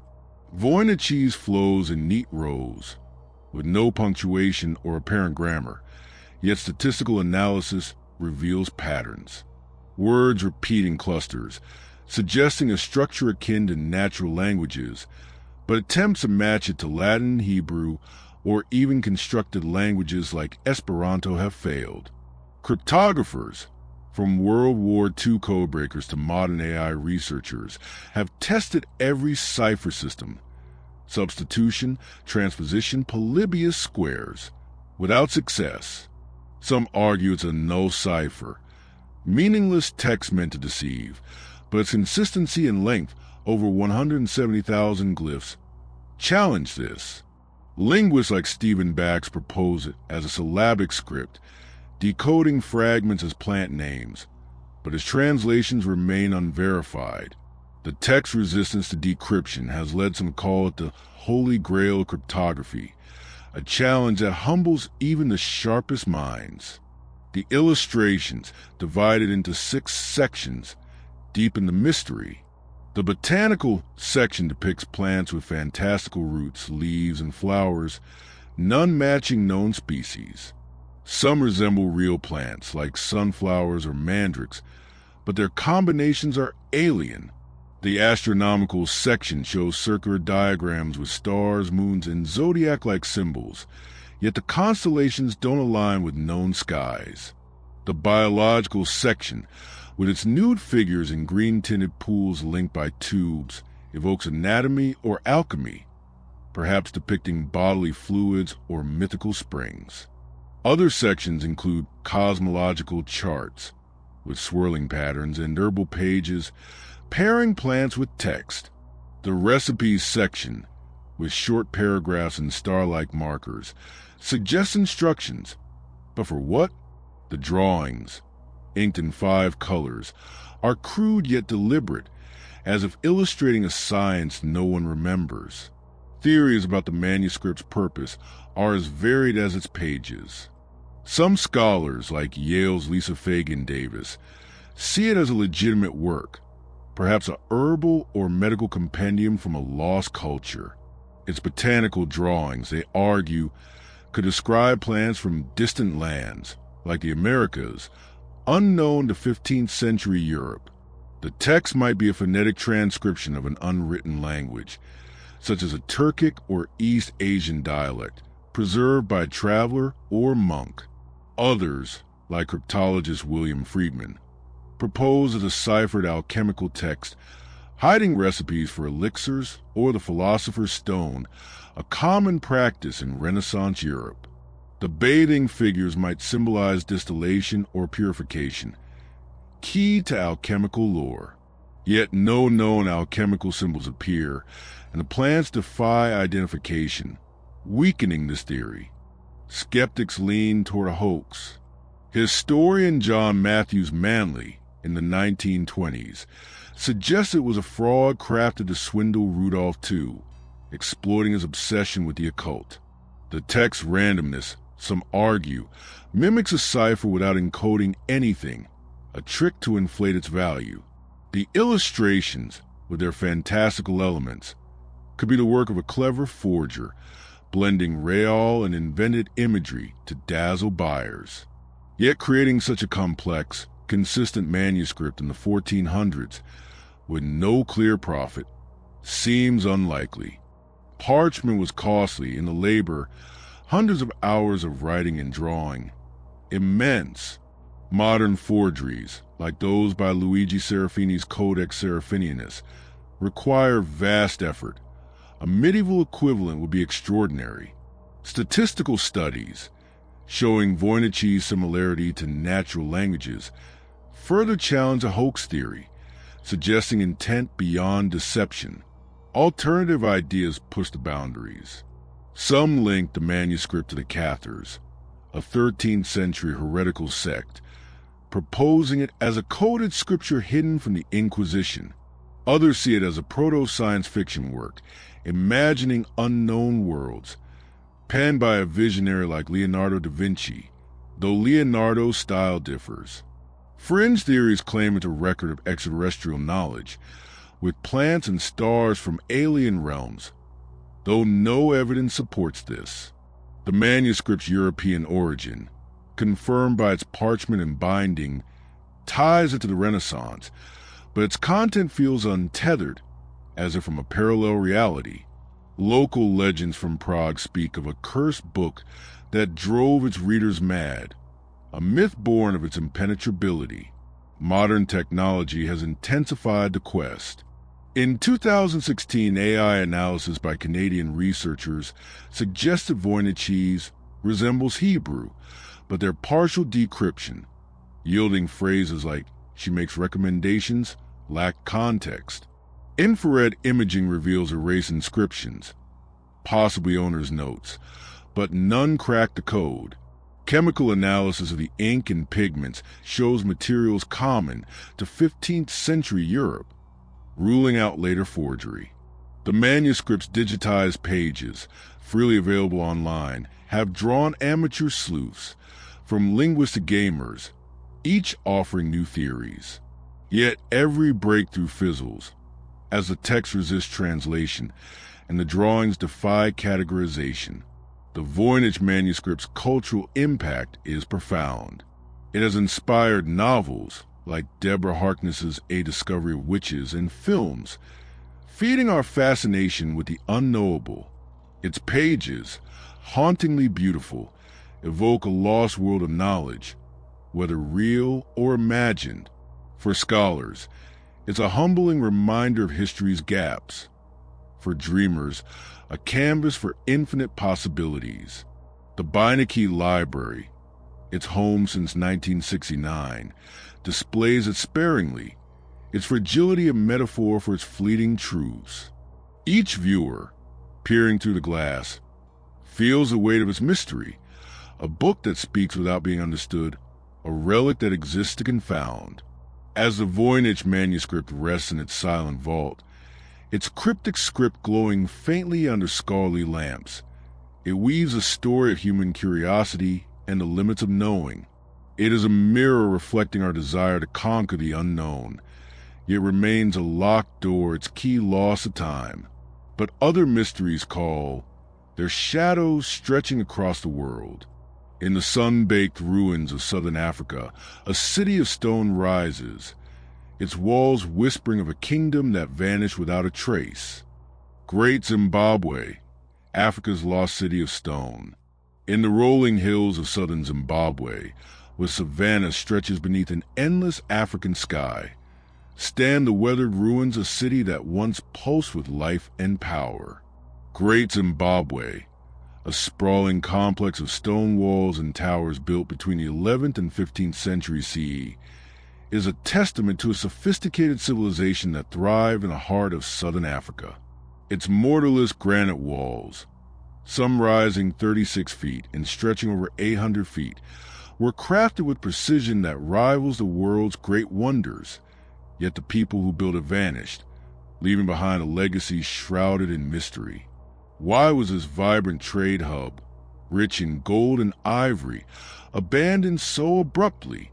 Was it drought, conflict, or a deeper upheaval that silenced its bustling streets? As we wander its ancient enclosures, Great Zimbabwe whispers of a forgotten kingdom, its stones guarding secrets that challenge our understanding of Africa's past and beckon us to uncover a truth lost to the winds of time. The ruins of Great Zimbabwe, covering nearly 1,800 acres, were first documented by European explorers in the late 19th century, though local Shona communities had long revered the site. The name Zimbabwe, meaning houses of stone in the Shona language, reflects the site's defining feature. Massive walls built without mortar, using carefully shaped granite blocks that fit together like a puzzle. The complex is divided into three main areas. The Hill Complex, a fortified acropolis perched on a granite outcrop. The Great Enclosure, a vast oval structure with towering walls. And the Valley Ruins, a network of smaller dwellings and courtyards. The walls, some 6 feet thick, were constructed by stacking quarried granite in precise courses, their stability defying centuries of rain and seismic tremors. Artifacts unearthed, gold beads, Chinese porcelain, Persian glass, and Arab coins paint a picture of a cosmopolitan hub, trading with distant lands as far as the Swahili coast and beyond. Great Zimbabwe was the capital of a medieval kingdom, likely founded by the ancestors of the Shona people, who dominated the region from around 1000 to 1450 CE. At its peak, it housed up to 18,000 people, a thriving metropolis sustained by cattle herding, agriculture, and control of gold mines in the Zambezi Valley. The hill complex, with its narrow passages and commanding views, likely served as a royal residence or ritual center, its elevated position symbolizing power. The great enclosure, with its iconic conical tower and chevron-patterned walls, may have been a palace or temple, its grandeur reflecting the kingdom's wealth. The valley ruins, filled with clay huts and granaries, housed artisans and laborers, their lives woven into the city's daily rhythm. Radiocarbon dating places construction between the 11th and 13th centuries, with expansions continuing until the city's decline.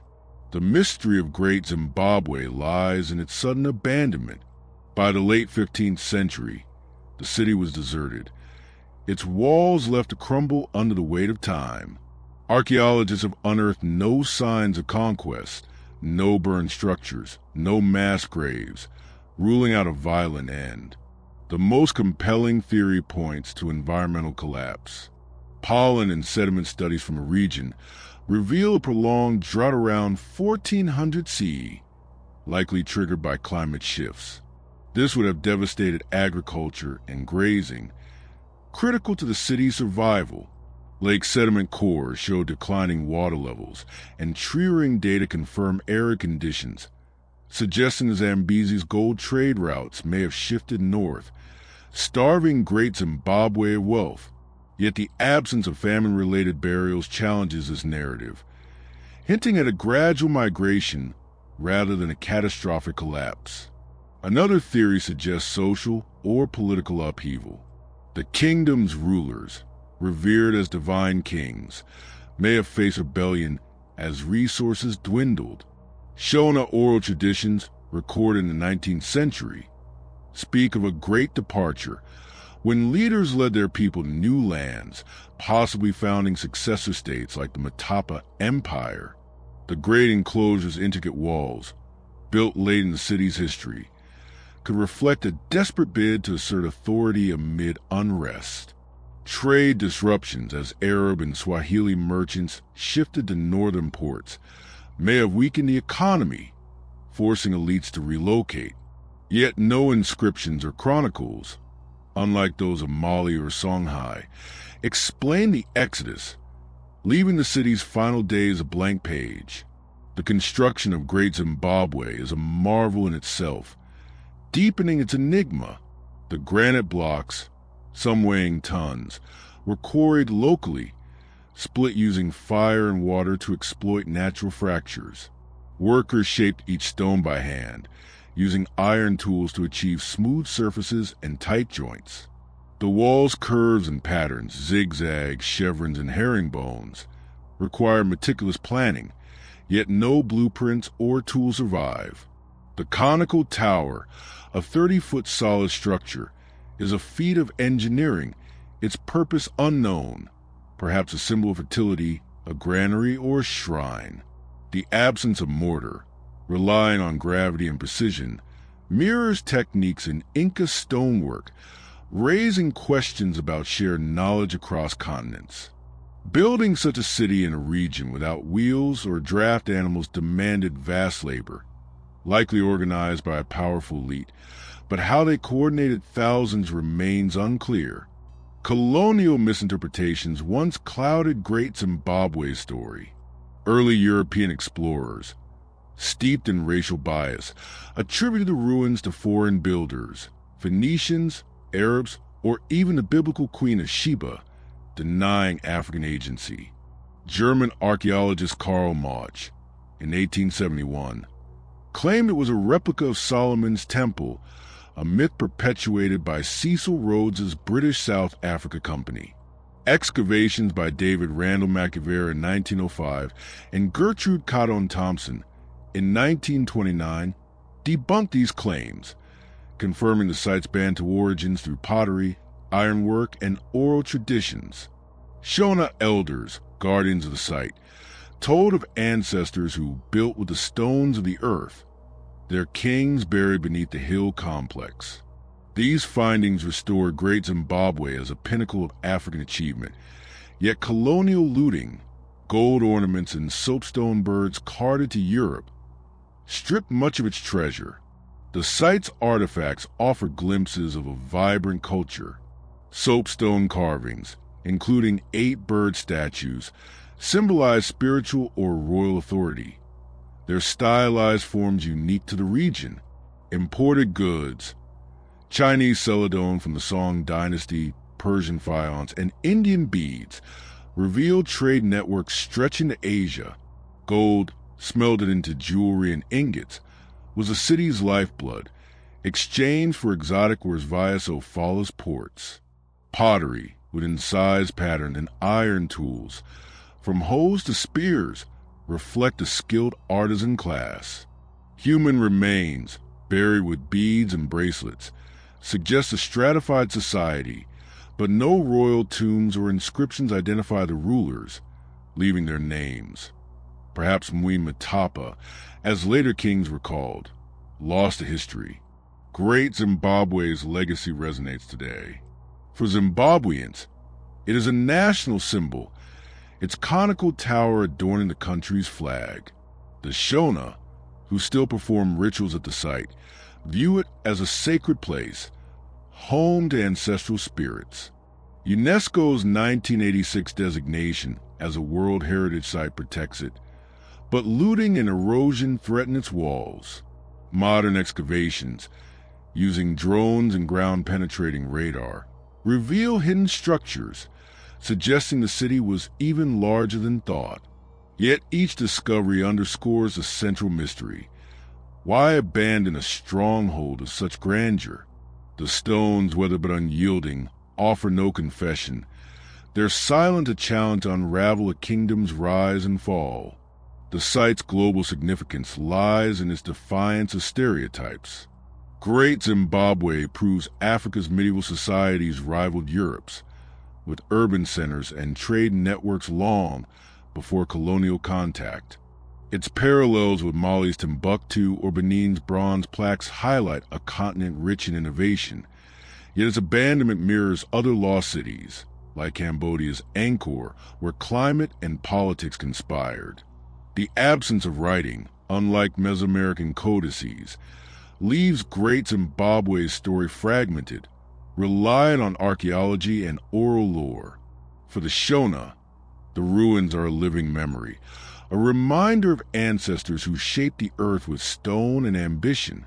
As Great Zimbabwe's walls stand sentinel beneath the African sun, their granite faces etched for the passage of centuries, they weave a tale of glory and loss, urging us to honor a past that refuses to fade. But other enigmas await, their whispers carried on distant winds. Across the oceans and the deserts of Chile, ancient mummies lie preserved, their painted faces guarding a secret older than Egypt's pyramids. Chinchorro mummies, Chile's ancient preserved.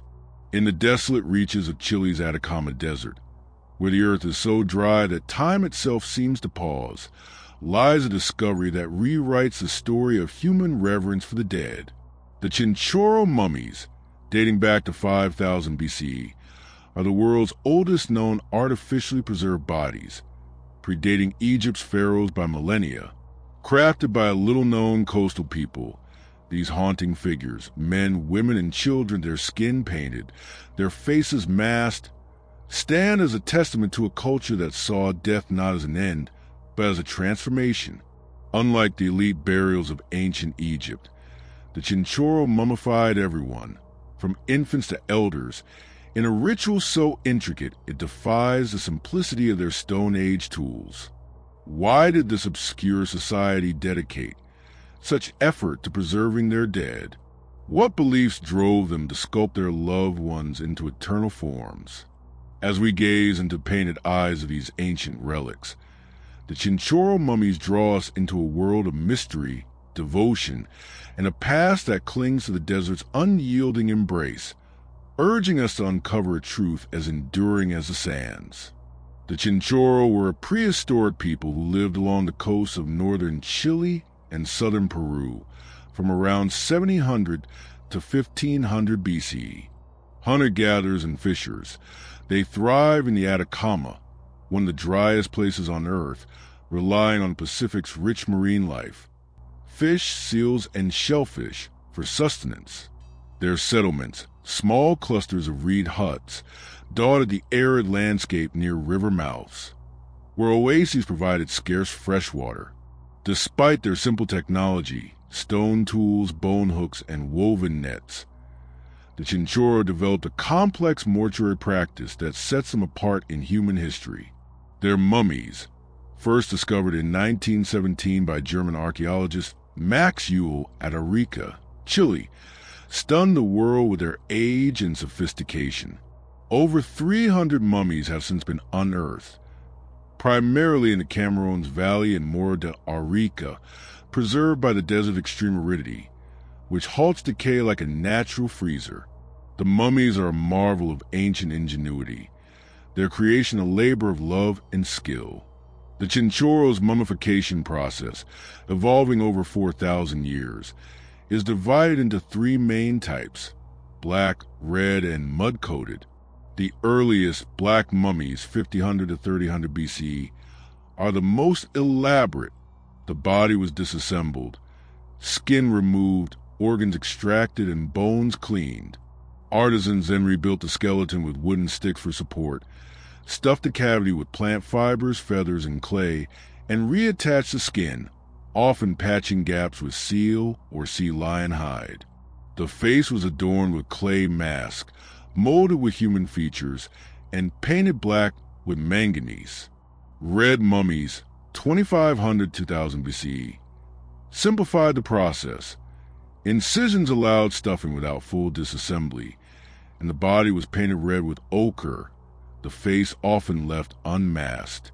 Mud-coated mummies, later in tradition, were encased in a thick clay shell, creating a statue-like form.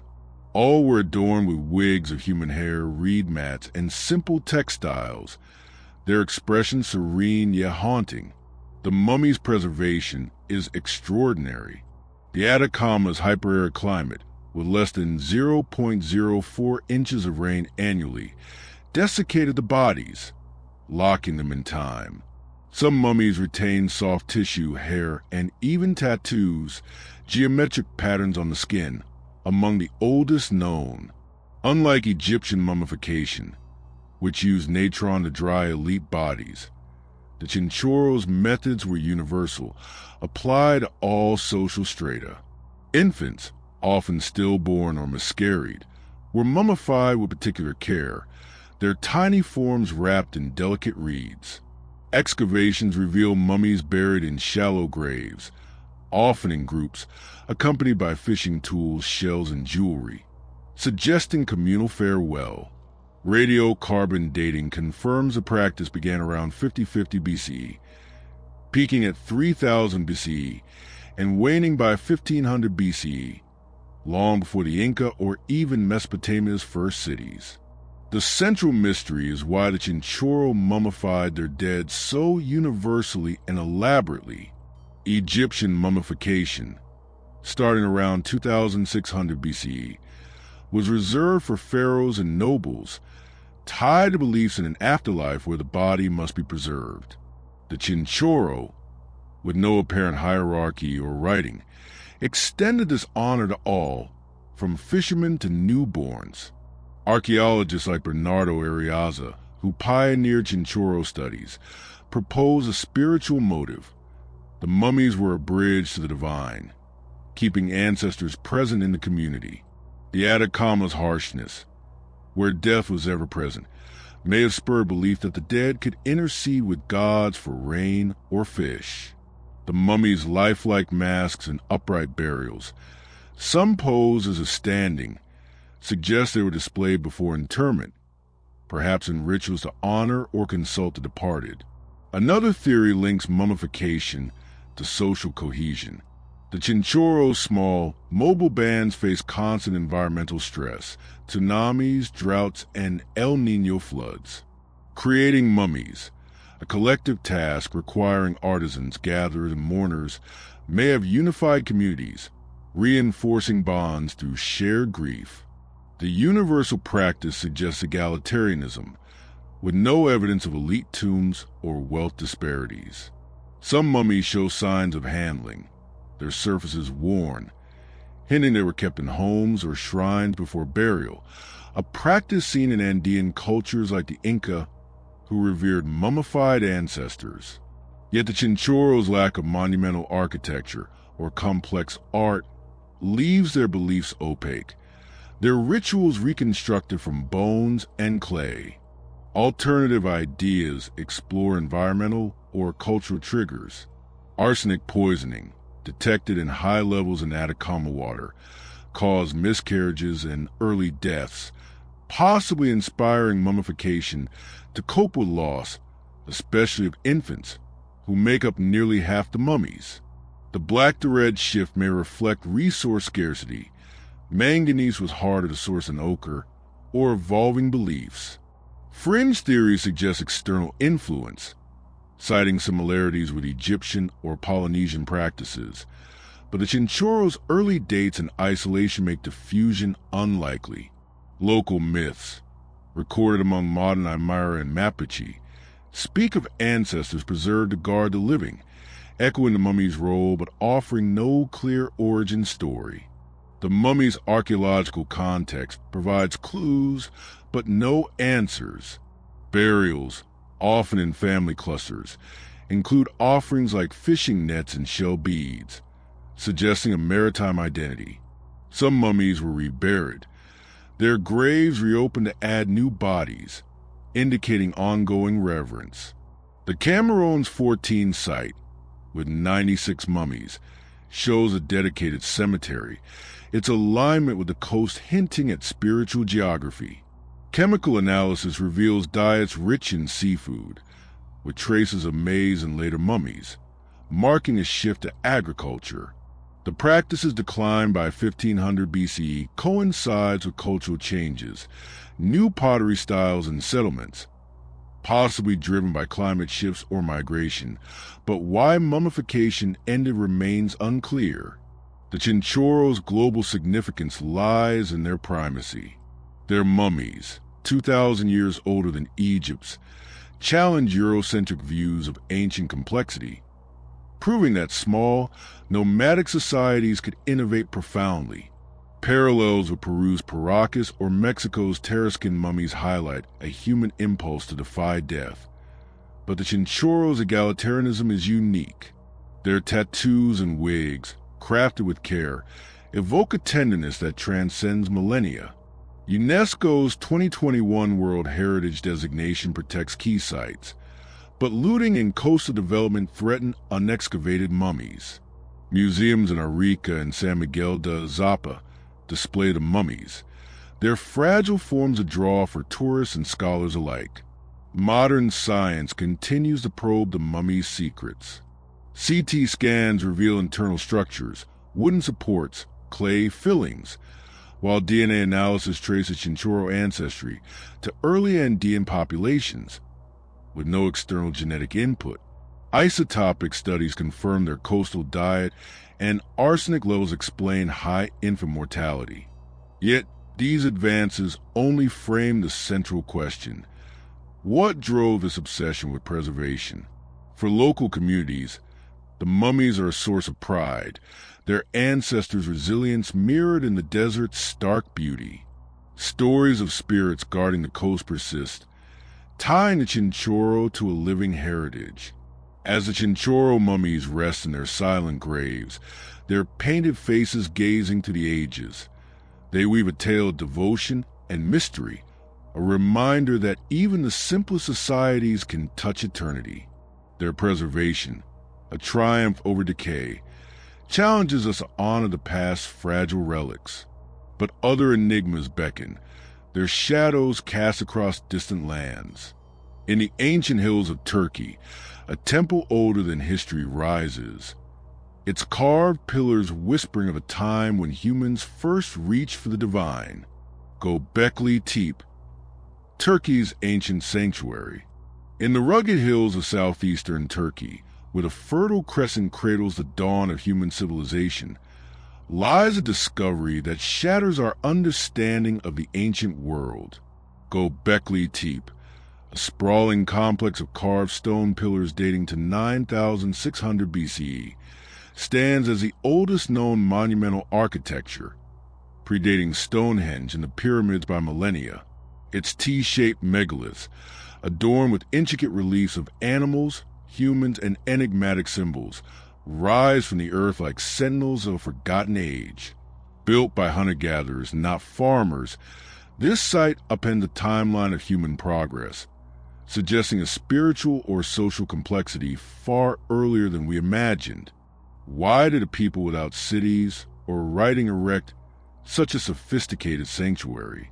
Why was it deliberately buried, hidden for 10,000 years? As we tread its ancient paths, Göbekli Tepe beckons us into a realm of mystery, where the first stirrings of human ambition collide with the divine, urging us to unravel a truth etched in stone and shadow. The discovery of Göbekli Tepe was a quiet accident, unnoticed for decades. In the 1960s, American archaeologists dismissed the site near Sanliurfa as a medieval cemetery, its limestone pillars mistaken for gravestones. It wasn't until 1994, when German archaeologist Klaus Schmidt began excavations, that its true significance emerged. Radiocarbon dating stunned the world. The site's earliest layers, from 9600 BCE, placed in the pre-pottery Neolithic, a time when humans were thought to roam as simple hunters, not builders of grand monuments. Covering 22 acres, Göbekli Tepe comprises at least 20 circular enclosures, each ringed by T-shaped pillars up to 20 feet tall and weighing 10 tons. Only a fraction, about 5%, has been excavated, yet its scale and artistry already rewrite prehistory, hinting at a civilization that defies our expectations. The pillars are the heart of Göbekli Tepe's enigma. Carved from local limestone quarries, they were shaped with flint tools into T-shapes, their tops resembling human heads or shoulders, suggesting anthropomorphic deities or ancestors. Many are decorated with vivid reliefs: snarling lions, scorpions, foxes, and birds, alongside abstract symbols like H-shapes and crescents. One pillar depicts a headless man, possibly a sacrifice, while another shows a snake slithering up its side, evoking danger or power. The enclosures, some 65 feet across, were sunk into ground, their pillars arranged in circles like ancient henges. Smaller stones and benches fill the spaces, hinting at communal gatherings. The site's hilltop location, with sweeping views of the Heron Plain, suggests a sacred place, chosen for its cosmic or spiritual resonance. The construction of Göbekli Tepe is a marvel that strains credulity. Each pillar required quarrying, carving, and transporting over rugged terrain, a task demanding hundreds of workers. Experiments show that 50 people could move a 10-ton pillar using ropes and sledges, but erecting and aligning them with precision, some oriented to true north, required expertise. The reliefs, etched with flint blades, display a mastery of art, their three-dimensional forms leaping from a stone. No metal tools existed in 9600 BC, yet the builders achieved a polish and symmetry rivaling later civilizations. The enclosures were built in phases, with older ones buried under earth and new ones raised, a process spanning centuries. By 800 BCE, the site was deliberately covered with thousands of tons of soil, preserving it until Schmidt's trowel broke the silence. The central mystery is why hunter-gatherers, presumed to lack social complexity, built such a monument. Traditional archaeology held that agriculture enabled cities and temples, yet Göbekli Tepe predates farming in the region by centuries. Klaus Schmidt proposed a revolutionary idea. The site drove the Neolithic Revolution, gathering to build and worship at Göbekli Tepe, he argued, forced nomadic bands to settle, spurring agriculture to feed workers. Plant domestication, like einkorn wheat, appears nearby around 9000 BCE. Supporting this, the pillars' carvings, wild animals and human figures, suggest a shamanic or religious function, perhaps a cathedral on the hill where rituals united tribes. Bones of gazelles, aurochs, and birds found in the enclosures indicate feasts possibly to honor gods or ancestors. Alternative theories explore other roles. Some, like archaeologist Ian Hodder, see Göbekli Tepe as a social hub where feasting and trade fostered alliances. The pillars' diversity, each enclosure unique, may represent different clans, their carvings totems of identity. Others propose an astronomical function, with pillars aligned to Sirius or Orion, though evidence is thin. The site's burial, around 8000 BCE, is equally puzzling. Was it an act of reverence, hiding a sacred place from outsiders, or a rejection of old beliefs as farming spread? Fringe theories suggest a lost civilization, citing the site's sophistication, but no artifacts, pottery, metal, or writing support this. Local Kurdish tales speak of a place of spirits, where ancients commune with the sky, echoing the site's aura but offering no clarity. The archaeological context deepens the enigma. Göbekli Tepe sits in the Fertile Crescent, where humanity's first steps toward civilization unfolded. Nearby sites like Navali Kori show similar T-pillars, but none match Göbekli's scale or age. Tools, flint blades, and grinding stones litter the site, but no homes or burials suggest permanent settlement. The bones, mostly animal, lack human remains, ruling out a necropolis. Chemical analysis of residues reveals traces of beer-like beverages, hinting at ritual feasts. The site's abandonment coincides with the spread of farming, as if its purpose faded with new lifeways. Yet no texts or oral traditions explain its builders, their language and beliefs lost to time. The global significance of Göbekli Tepe lies in its challenge to history's timeline. It suggests that spiritual or social needs, not economic surplus, drove early monument building, flipping the narrative of civilization's rise. Parallels with Jericho's tower or Catalhook's shrine show a Neolithic urge to mark the sacred, but Göbekli's age and scale are unmatched. Its discovery forced scholars to rethink hunter-gatherer capabilities, revealing a complexity once reserved for farmers. The site's partial excavation, geophysical surveys detect more enclosures underground, promises new revelations, but looting and tourism threaten its preservation. UNESCO's 2018 World Heritage status protects it, yet the region's instability slows research. Modern science continues to probe the site. Ground-penetrating radar maps buried structures, while isotopic analysis of bones confirms a diet of wild game, not crops. DNA from rare human teeth links the builders to local populations, with no external influence. The carvings, studied via 3D modeling, reveal deliberate wear, suggesting centuries of touch during rituals. Yet these advances only frame the questions. What drove this monumental effort, and why hide it? For local communities, Göbekli Tepe is a source of pride, tied to tales of ancient giants or gods. Visitors, dwarfed by the pillars, feel a primal connection to a time when humans first sought meaning in stone. The cultural impact of Göbekli Tepe is profound. It has inspired books, documentaries, and debates, reshaping our view of prehistory. Its pillars, looming like silent guardians, evoke a world where the sacred was tangible, carved into the earth's bones. For archaeologists, it's a humbling reminder that the past holds surprises, waiting beneath the soil. The site's unfinished story, only a fraction uncovered. Fuels hope that new digs will reveal its purpose, perhaps a forgotten myth or ritual etched in stone. Yet its silence is its power, a monument that speaks without words, challenging us to imagine a humanity both ancient and audacious. As Göbekli Tepe's pillars stand sentinel beneath the Turkish sun, their carvings weather-unbowed, they weave a tale of faith and mystery, urging us to honor a past that reshaped our origins. But other enigmas call, their whispers carried across oceans. In the seas between India and Sri Lanka, a stone bridge stretches, its origins lost in myth and wave, beckoning us to explore a legend carved by time.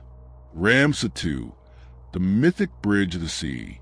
In the turquoise waters of the Palk Strait, where the Indian Ocean laps against the shores of India and Sri Lanka, lies a submerged chain of limestone shoals that has captivated hearts and minds for millennia.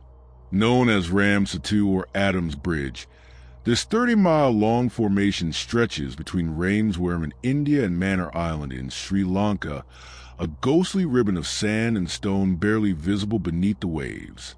Hindu mythology hails it as the bridge built by Lord Rama, hero of the epic Ramayana, to rescue his wife Sita from the demon king Ravana, constructed with the aid of an army of monkeys and divine will around 5000 BCE. Yet science paints a different picture, describing a natural geological formation shaped by currents and time. Is Ram Setu a man-made marvel, a testament to ancient engineering or divine intervention, or merely a quirk of nature mistaken for myth? As we trace its submerged path, Ram Setu weaves a tale of faith, science, and the enduring power of legend, urging us to navigate the currents where history and belief converge. The existence of Ram Setu has been known for centuries, its presence noted in ancient texts and maps. The Ramayana, composed around the 5th century BCE, describes Rama's bridge as a causeway of floating stones built by the monkey god Hanuman and his army under the architect Nala's guidance. Medieval travelers like Marco Polo and Arab geographers mention a shallow ridge between India and Sri Lanka, traversable on foot in ancient times. European cartographers, including the British in the 19th century, dubbed it Adam's Bridge, linking it to Islamic tales of Adam crossing to Sri Lanka after his expulsion from Eden. Modern surveys using satellite imagery and sonar reveal a discontinuous chain of shoals, 1 to 10 feet deep, composed of limestone and coral, resting on a sandy seabed. The formation is 30 miles long and up to 2 miles wide, with gaps filled by shifting currents, its surface broken by storms and tides. The Ramayana's account is vivid. Rama, an incarnation of Vishnu, needed to reach Lanka to save Sita. Hanuman's army gathered stones, inscribed with Rama's name, which miraculously floated, forming a bridge in days. Temples at Rameswaram, like the Ramnathaswamy Temple, and Sri Lanka's Sita Mon Temple, mark the bridge's endpoints, sacred to millions of Hindus. Archaeological evidence for this narrative is scarce, but the story's cultural weight is undeniable. Pilgrims visit Dhanishkodi, India's southern tip, to pray at the bridge's edge, and satellite images of the shoals, released by NASA in 2002, spark renewed fervor, with devotees seeing divine handiwork in the linear formation. Yet the Ramayana is dating, placing the event around 5000 BCE, clashes with archaeological timelines, as India's Harappan civilization, the region's earliest urban culture, emerged later around 2500 BCE. Scientific studies offer a contrasting view. Geologists describe Ram Setu as a tombolo, a natural sandbar formed by wave action and sediment deposition. The Palk Strait, a shallow basin between tectonic plates, was dry land during the last ice age, around 10,000 BCE, when sea levels were 400 feet lower. As glaciers melted, Rising water submerged the land, leaving a ridge of limestone and coral. Radiocarbon dating of coral samples, conducted by India's Geological Survey in 2007, dates the shoals to 18,000 to 7,000 BCE, far older than the Ramayana's timeline. Bathymetric surveys show the formation is discontinuous, with 35 segments separated by channels, some deepened by dredging for shipping. The limestone, porous and light, could be mistaken for floating stones, but no inscriptions or tool marks support human construction. Oceanographers attribute the bridge's shape to longshore currents, which pile sediment into linear ridges, like similar formations in Australia's Great Barrier Reef. The debate over Ramsatu's origins is fierce. Proponents of the man-made theory, including some Indian archaeologists, argue that its alignment, nearly straight across a turbulent strait, suggests deliberate design. Submerged structures near Danish Koti, like stone anchors and platforms, hint at ancient maritime activity, though they date to later periods.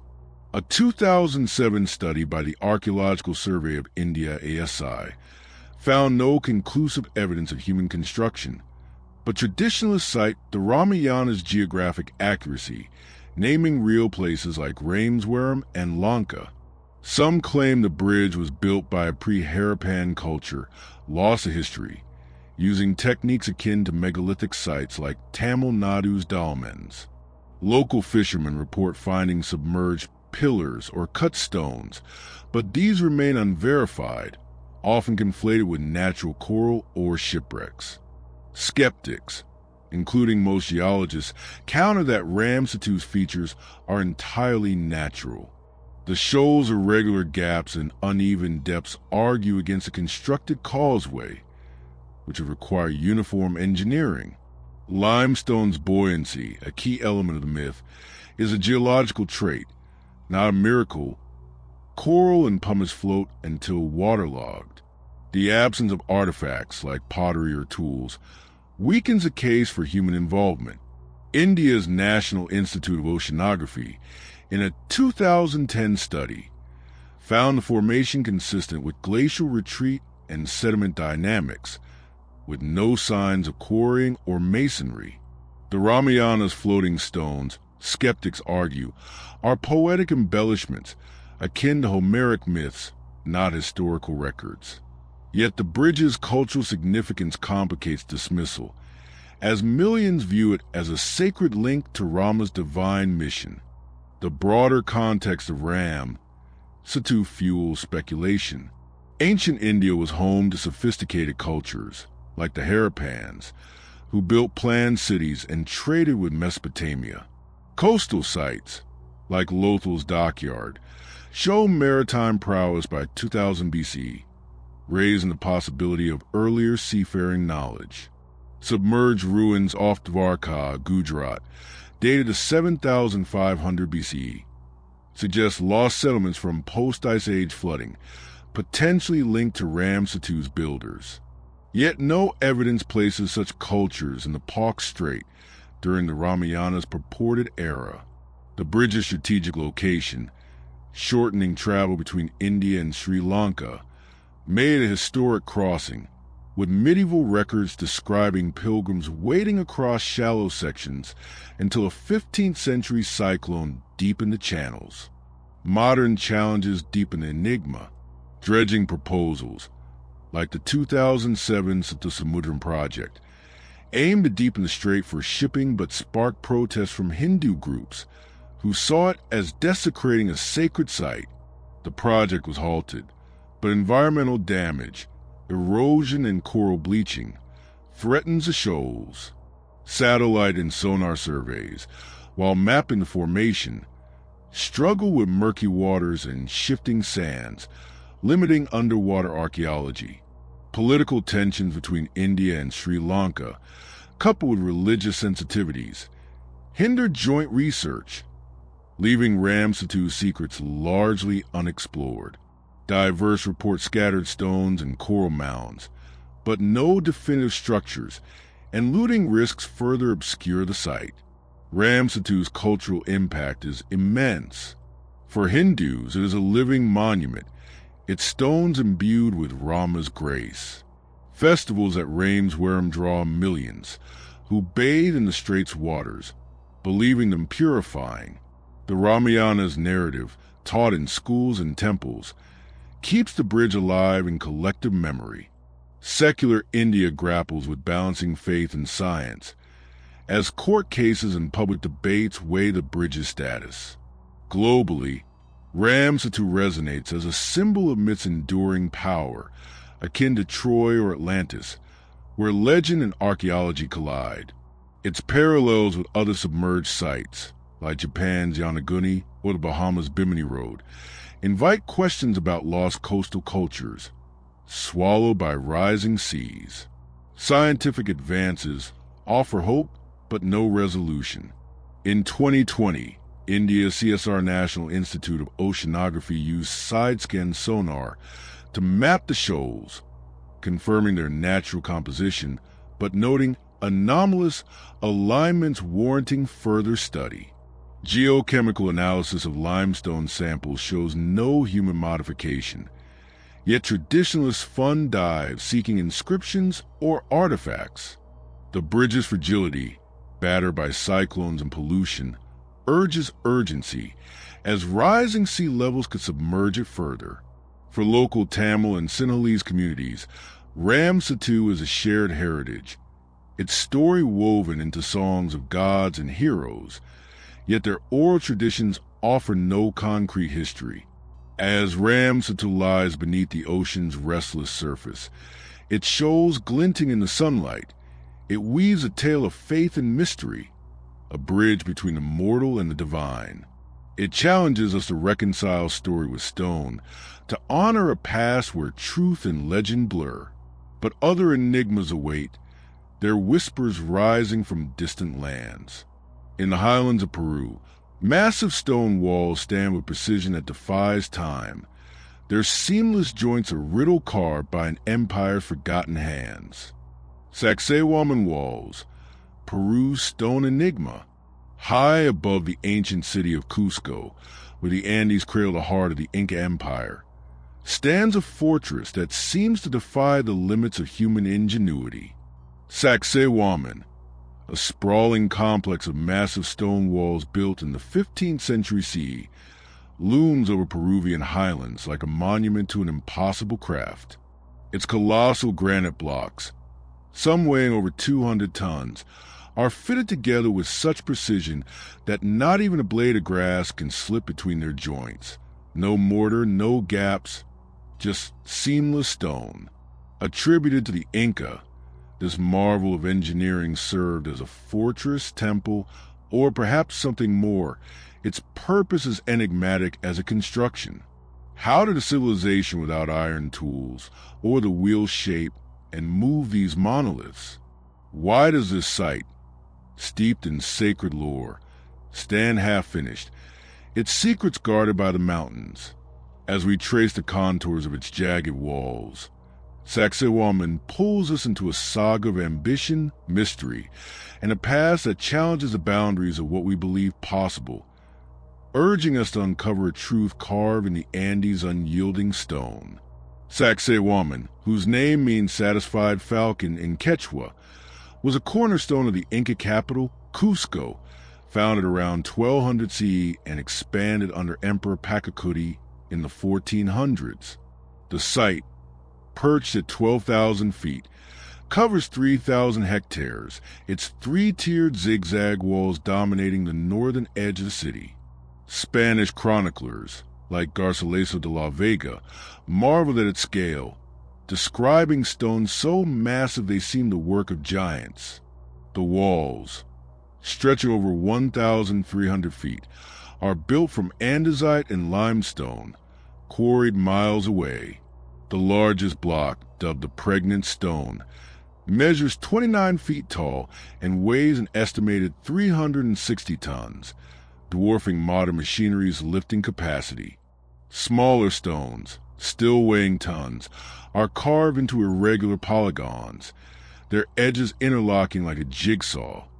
with some featuring 12 or more sides fitted flawlessly.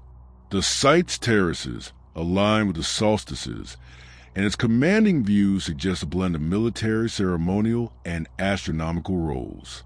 The Inca, who ruled from Colombia to Chile by 1500 CE, were master builders, their empire knit by roads, bridges, and stone cities.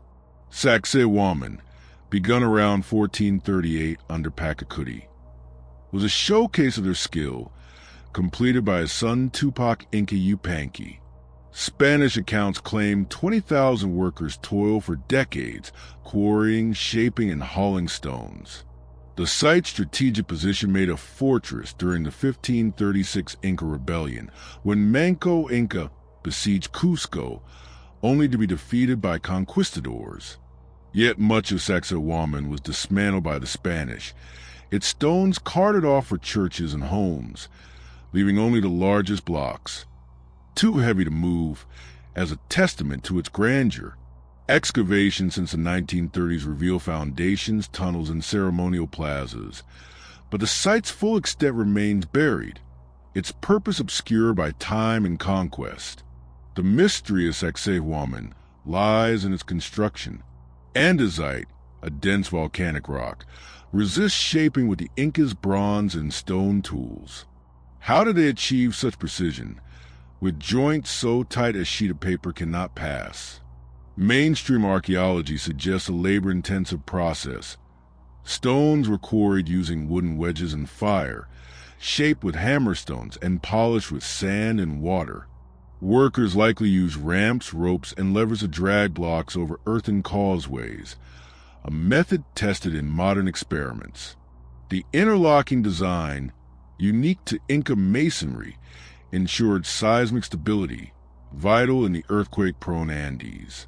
Yet the scale and accuracy strained credulity. Some stones were fitted across uneven terrain, their curves matching perfectly, as if measured by modern instruments. No templates or written plans survive, and the Incas' quipu, a knot-based record system, offers no clues to their methods. Alternative theories push the boundaries. Some, like engineer Jean-Pierre Pratzen, propose the Inca used trial and error, sculpting stones on site to fit, but this doesn't explain the uniformity across hundreds of blocks. Others suggest lost techniques, like chemical softening of stone or acoustic levitation, though no evidence supports these. Fringe ideas attribute Sacsayhuaman to a pre-Inca civilization, citing its distinct style compared to later Inca sites like Machu Picchu. Local Aymara and Quechua legends speak of a creator god, Viracocha, who shaped stones of divine power, or of giants who built before the Inca. The site's unfinished sections, quarries with half-cut blocks, suggest a sudden halt, possibly due to the Spanish conquest in 1533. But why such a vital fortress was left incomplete puzzles scholars. The wall's purpose is equally enigmatic. Spanish chroniclers called Sacsayhuaman a fortress, citing its defensive walls and role in the 1536 siege. Yet its zigzag design, resembling a puma's teeth. Cusco was shaped like a puma, and solar alignments suggest a ceremonial role. The Inca revered mountains and stones as sacred, and Sacsayhuaman's throne of the Inca, a polished outcrop, hosted rituals. Excavations uncovered chicha, maize beer, vessels, and llama bones, hinting at feasts or sacrifices. Some argue it was a temple to Inti, the sun god, or a cosmic observatory, its terraces tracking celestial events. The site's vast plaza, capable of holding thousands, suggests communal gatherings, perhaps for the Inti Raymi festival. Yet no definitive inscriptions or artifacts clarify its function, leaving it a chameleon of stone, fortress, temple, or both. Archaeological context offers clues but no resolution. Sacsayhuaman stones, sourced from quarries 10 to 20 miles away, required immense logistics. Workers likely lived on site, as evidenced by pottery and tools, but how they coordinated without writing remains unclear. The site's alignment with Cusco's sacred Sikh lines, imaginary paths linking holy sites, ties it to Inca cosmology. Nearby ruins like Tambomaque's ritual baths reinforce the region's spiritual role.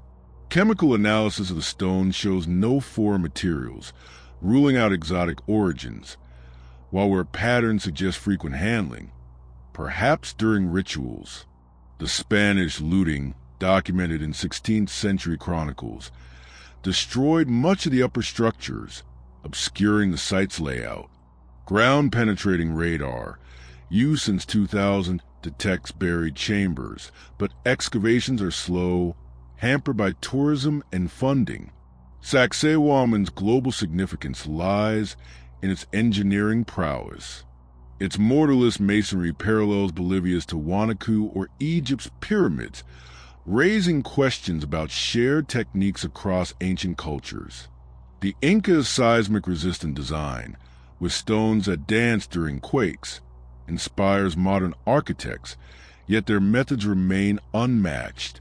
The site's survival, despite colonial destruction, underscores its builder's genius, but its partial state frustrates interpretation. UNESCO's 1983 World Heritage designation protects it, yet foot traffic from 3 million annual visitors erodes the stones.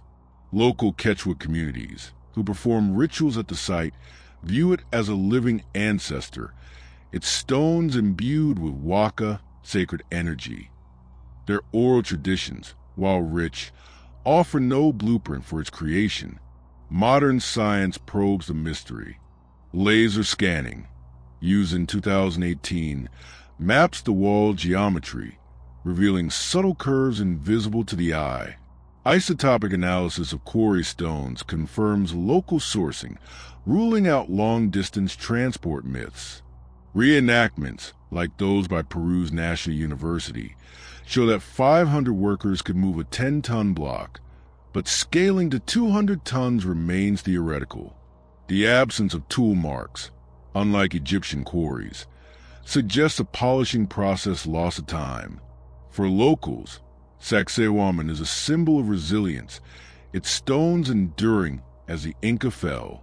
Tourists, dwarfed by the walls, feel a primal awe, sensing a craft beyond their grasp.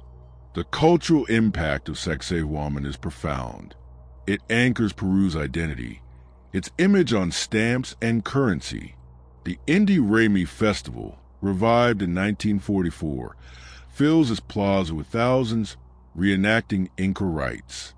Globally, it challenges stereotypes of primitive societies, proving the Andes rival Rome or China in sophistication.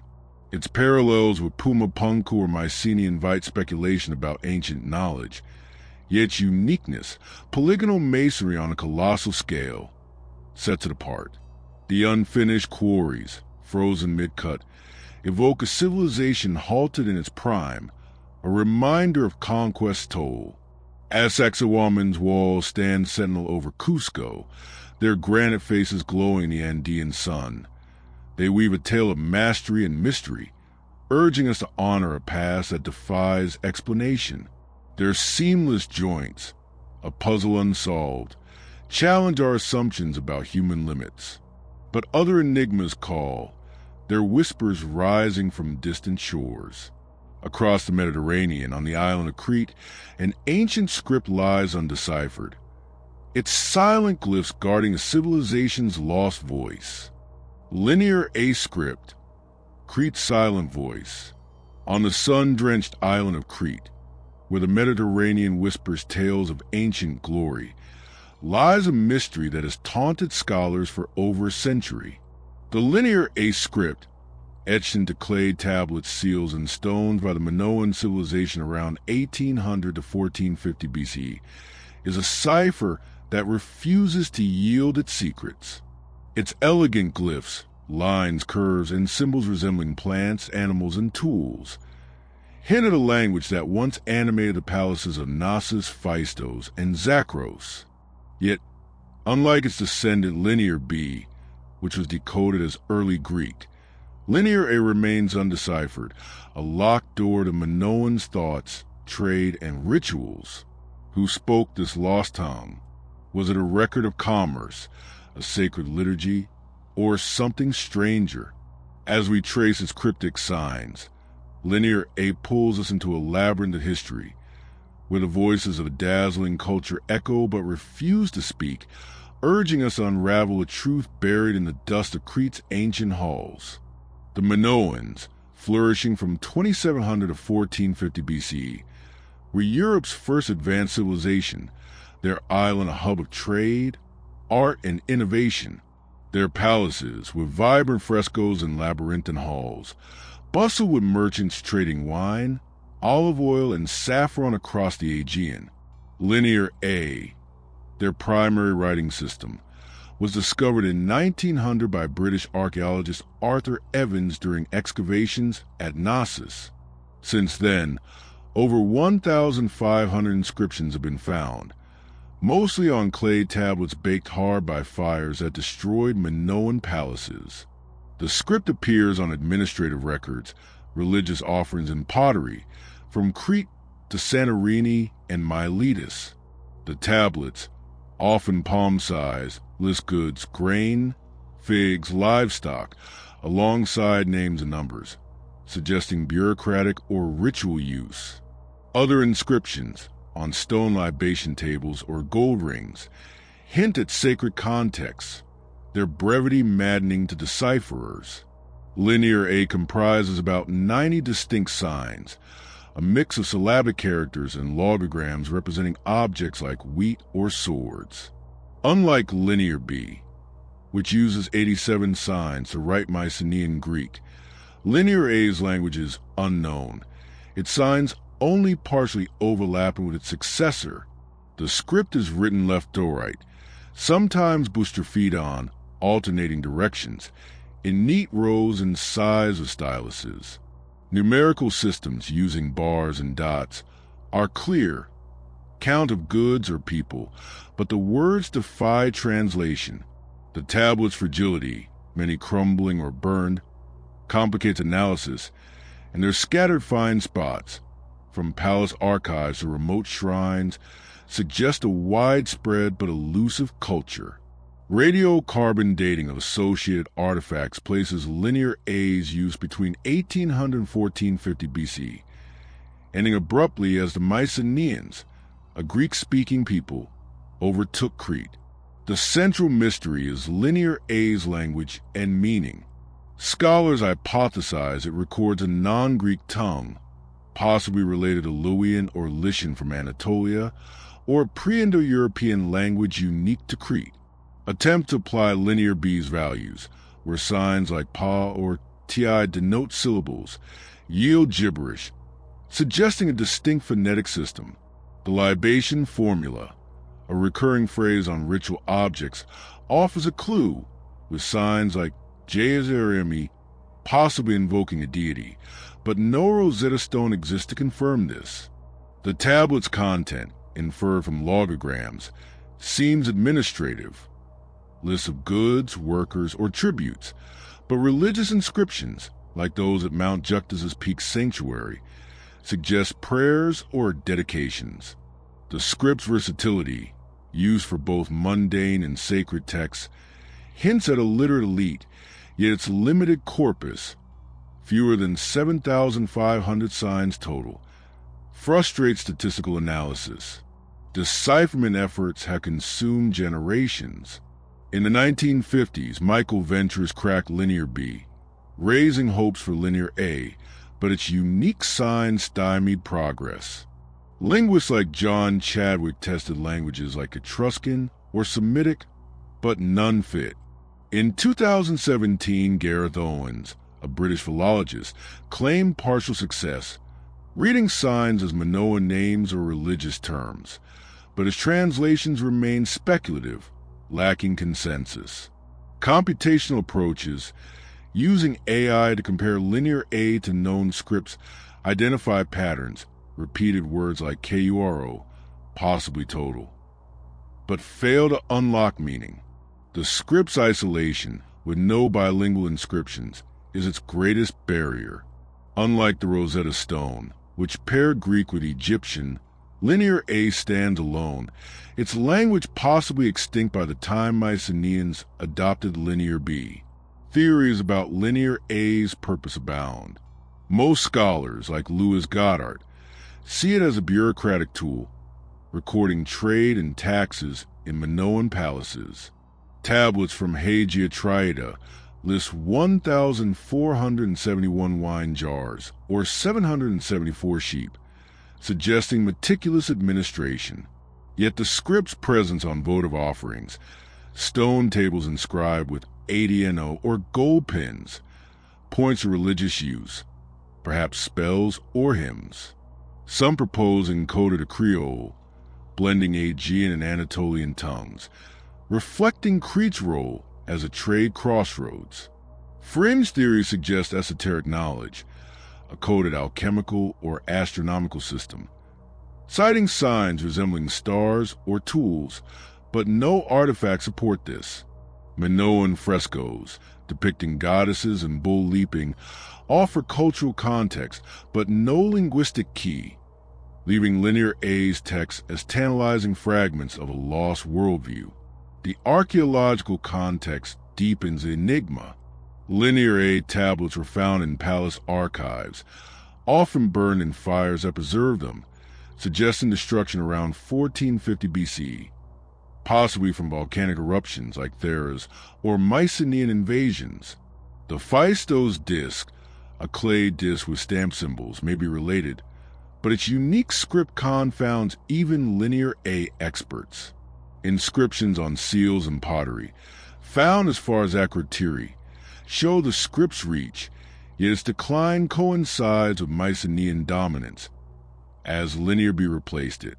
The Minoans' lack of monumental inscriptions, unlike Egyptian hieroglyphs, suggests a practical, not ceremonial, writing culture. Chemical analysis of clay confirms local Cretan sources, ruling out foreign origins, while wear on tablets indicates frequent handling, perhaps by scribes or priests. The Minoans themselves add to the mystery. Their art, vibrant murals of dolphins, priestesses, and feasts, portrays a vibrant, seafaring society, yet their language is a void. No oral traditions survive, as later Greek myths, like Theseus and the Minotaur, overwrite Minoan tales. The palaces, with no defensive walls, suggest a peaceful culture, yet their collapse, marked by fire and abandonment, hints at catastrophe. Local Cretan stories, recorded in the 19th century, speak of a lost tongue spoken by ancients, but these are likely romanticized. The script's end, around 1450 BCE, aligns with the Mycenaean takeover. Yet why Linear A vanished while Minoan art persisted puzzles scholars. Linear A's global significance lies in its challenge to linguistic history. It represents a lost branch of human communication, potentially a language family with no modern kin. Its parallels with Linear B and Cyprus's Cypro-Minoan script suggest a shared Aegean writing tradition, yet its uniqueness isolates it. The script's failure to be deciphered, despite decades of study, humbles modern scholarship, akin to the Voynich manuscript's defiance. Its limited corpus, compared to Mesopotamia's cuneiform, limits progress, yet each new find, a tablet, a seal, sparks hope. UNESCO's protection of Knossos and Phaistos ensures preservation, but looting and tourism threaten smaller sites, where undiscovered inscriptions may lie. Modern technology pushes the boundaries. In 2023, AI-driven pattern recognition identified sign clusters, suggesting a syllabic structure, but translation remains elusive. Infrared imaging reveals erased signs on tablets, hinting at drafts or corrections, while 3D scans of seals show deliberate artistry. Databases, like the Signary of Linear A, catalog signs, but the corpus's small size, equivalent to a short novel, stymies breakthroughs. For Cretans, Linear A is a cultural touchstone, its mystery fueling pride in their Minoan heritage. Museums in Heraklion display tablets alongside frescoes, drawing tourists who marvel at the script's elegance, sensing a civilization's pulse in its silent lines. The cultural impact of Linear A is profound. It inspires novels like Madeline Miller's Circe and documentaries, framing the Minoans as Europe's lost pioneers. Its undeciphered state fuels fascination, a reminder that some histories resist revelation. For scholars, it's a humbling quest, each glyph a locked door to a world of merchants, priests, and poets. The script's silence, enduring through Crete's olive groves and azure seas, is its power, a voice that speaks without words, urging patience and wonder. As Linear A's glyphs gleam in museum cases, their curves catching the light like whispers from a lost age, they weave a tale of mystery and longing, challenging us to hear a language long forgotten. But other enigmas beckon, their shadows cast across distant lands. In the jungles of Cambodia, a city of temples rises, its spires hiding a collapse that silenced a golden empire. Angkor Wat's collapse, Cambodia's lost empire. In the dense jungles of Cambodia, where vines entwine ancient stone like the fingers of time, rises Angkor Wat, a temple city so vast it seems to hold the heavens in its spires. Built in the 12th century CE by the Khmer Empire, this masterpiece of sandstone and laterite was the heart of a civilization that once dominated Southeast Asia, its canals and reservoirs sustaining 1 million souls. Yet by the 15th century, Angkor, the sprawling capital that stretched over 400 square miles, lay silent. Its temples reclaimed by the forest, its people vanished. The collapse of Angkor Wat and its surrounding metropolis is one of history's great enigmas, a tale of grandeur undone by forces no chronicle fully explains. Was it drought, invasion, or internal decay that toppled this golden empire? Why did a society capable of such architectural splendor abandon its sacred core? As we wander the shadowed halls of Angkor, its carved apsaras gazing through the centuries, we are drawn into a mystery that blends ambition, faith, and a fall that echoes across the ages, urging us to uncover a truth hidden in the jungle's embrace. Angkor Wat, constructed under King Suryavarman II around 1113 to 1150 CE, was a Hindu temple dedicated to Vishnu, later transformed into a Buddhist shrine. Its 5 lotus-shaped towers, rising 213 feet, crown a complex of concentric galleries, libraries, and courtyards surrounded by a 620-foot wide moat. The temple's bas-reliefs, stretching over 2,600 feet, depict epic battles, celestial dancers, and scenes from the Ramayana. Angkor, the broader capital, included hundreds of temples, Priyakan, Taprom, Bayon, linked by roads, canals, and barays, reservoirs that managed monsoon waters. At its peak in the 13th century, Angkor was the largest pre-industrial city on Earth, its hydraulic system irrigating rice fields to feed a population rivaling modern cities. French explorers, like Henri Mouhot in 1860, rediscovered the ruins, their overgrown splendor sparking global awe. The Khmer Empire, flourishing from 802 to 1431 CE, was a powerhouse of art, engineering, and conquest, ruling from Vietnam to Thailand. Its kings, seen as god-kings Devaraja, commissioned temples as cosmic mountains, blending Hindu and Buddhist cosmology. Angkor's wealth came from rice surpluses, trade in sandalwood and spices, and tribute from vassal states.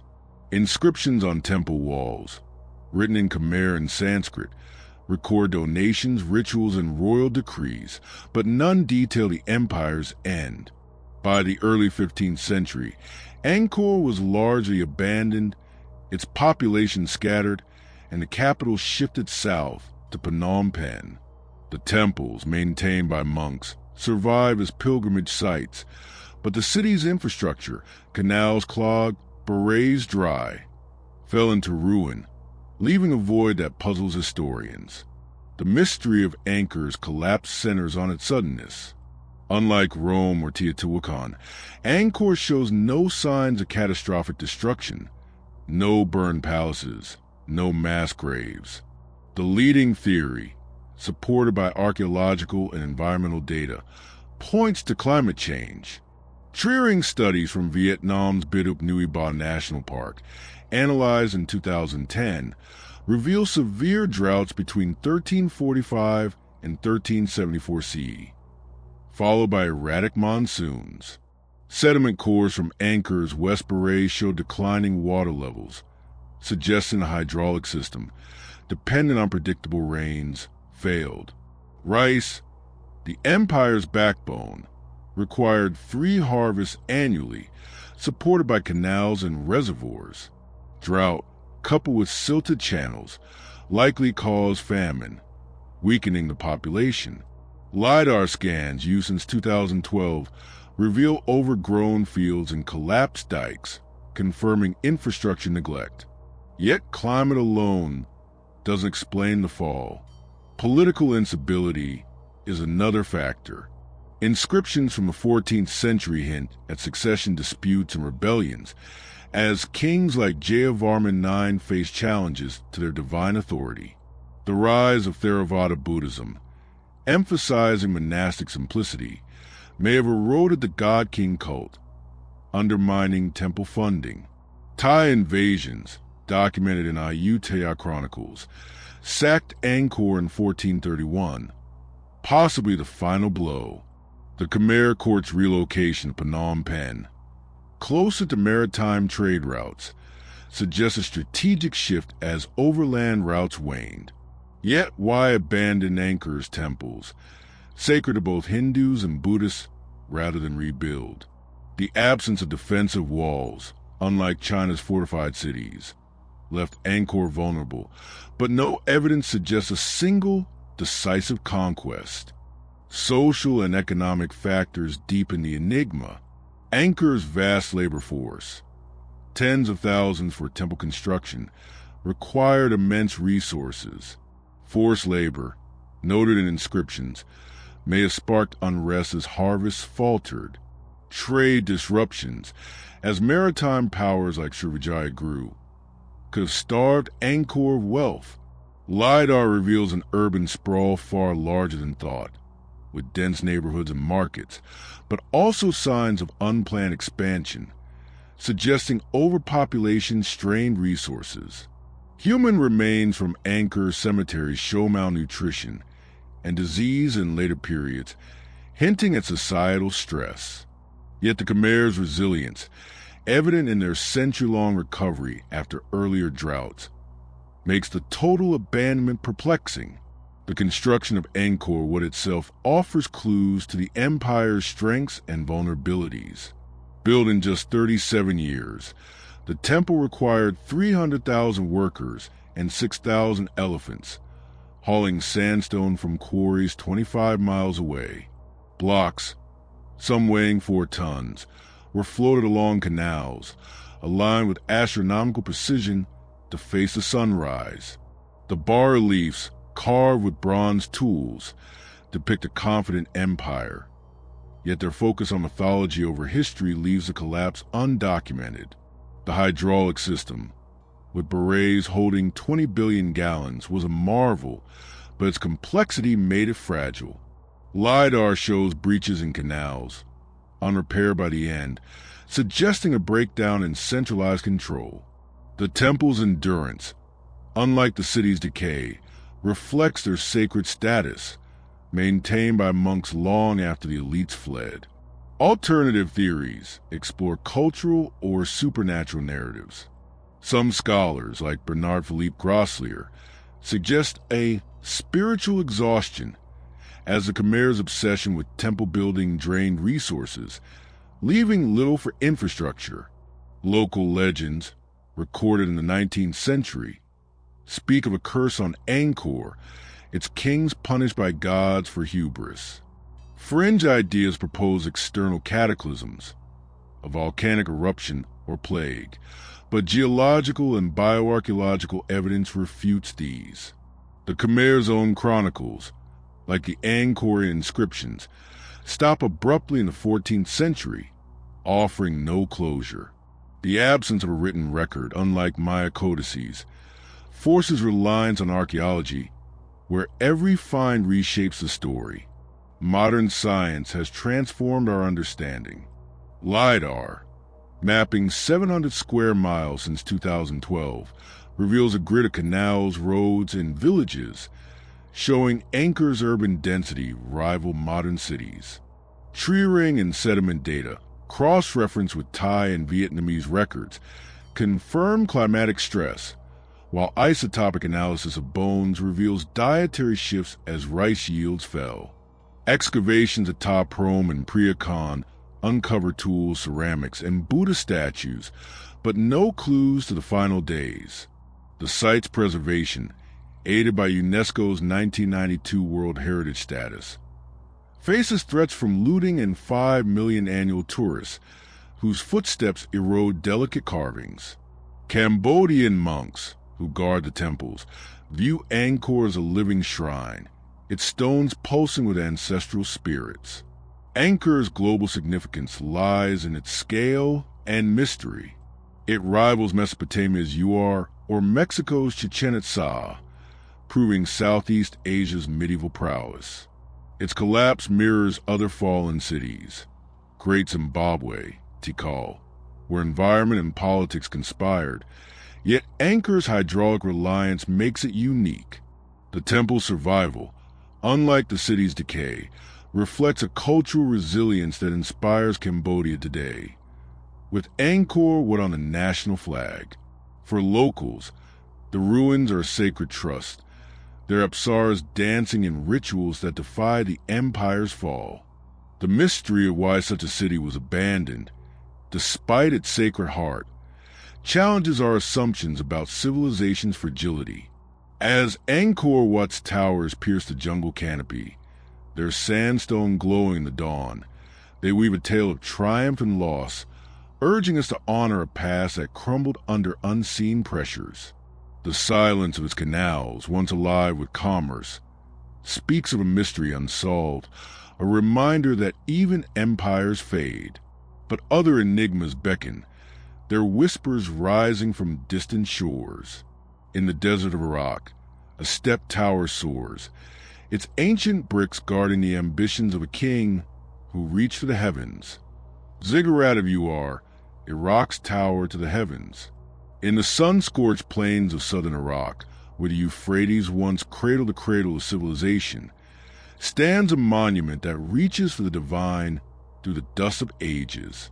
The Ziggurat of Uar, a colossal step pyramid built around 2100 BCE by the Sumerians, looms over the ancient city of Uar, its weathered bricks a testament to a people who dare to bridge earth and sky.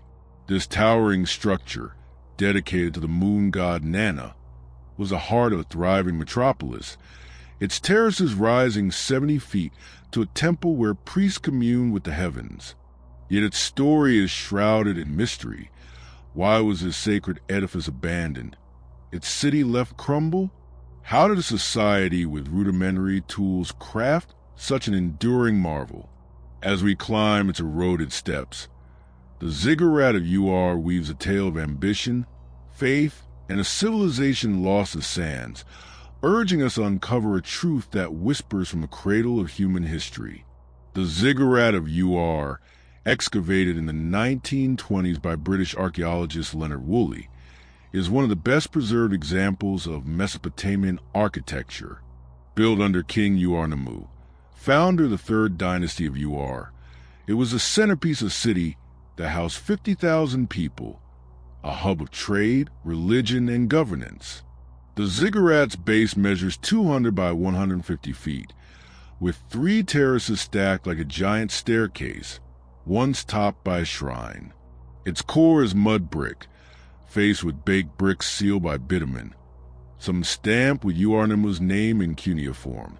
The structure, originally 100 feet tall, featured sloping walls and 3 grand staircases converging in a gateway, leading to the sacred summit. Surrounding it was a walled precinct with temples, palaces, and a necropolis, where royal tombs yielded gold daggers, lyres, and the haunting ram in a thicket statuette. The Sumerians, flourishing from 3500 to 2000 BCE, were pioneers of writing, law, and urban life. Ur, their southern capital, thrived on agriculture irrigated by the Euphrates and trade with the Persian Gulf, exchanging grain for lapis lazuli and cedar. The ziggurat, a mountain of the gods, symbolized Nana's presence, its height a cosmic link between mortals and deities. Cuneiform tablets, over 100,000 found at Ur, detail offerings, barley, sheep, oil, and festivals where priests ascended the ziggurat to perform rituals. Yet by 500 BCE, Ur was a ghost town, its ziggurat neglected, its canals dry.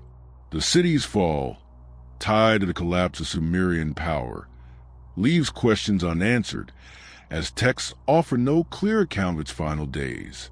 The mystery of the ziggurat's abandonment is intertwined with Ur's decline. Environmental shifts are a leading cause.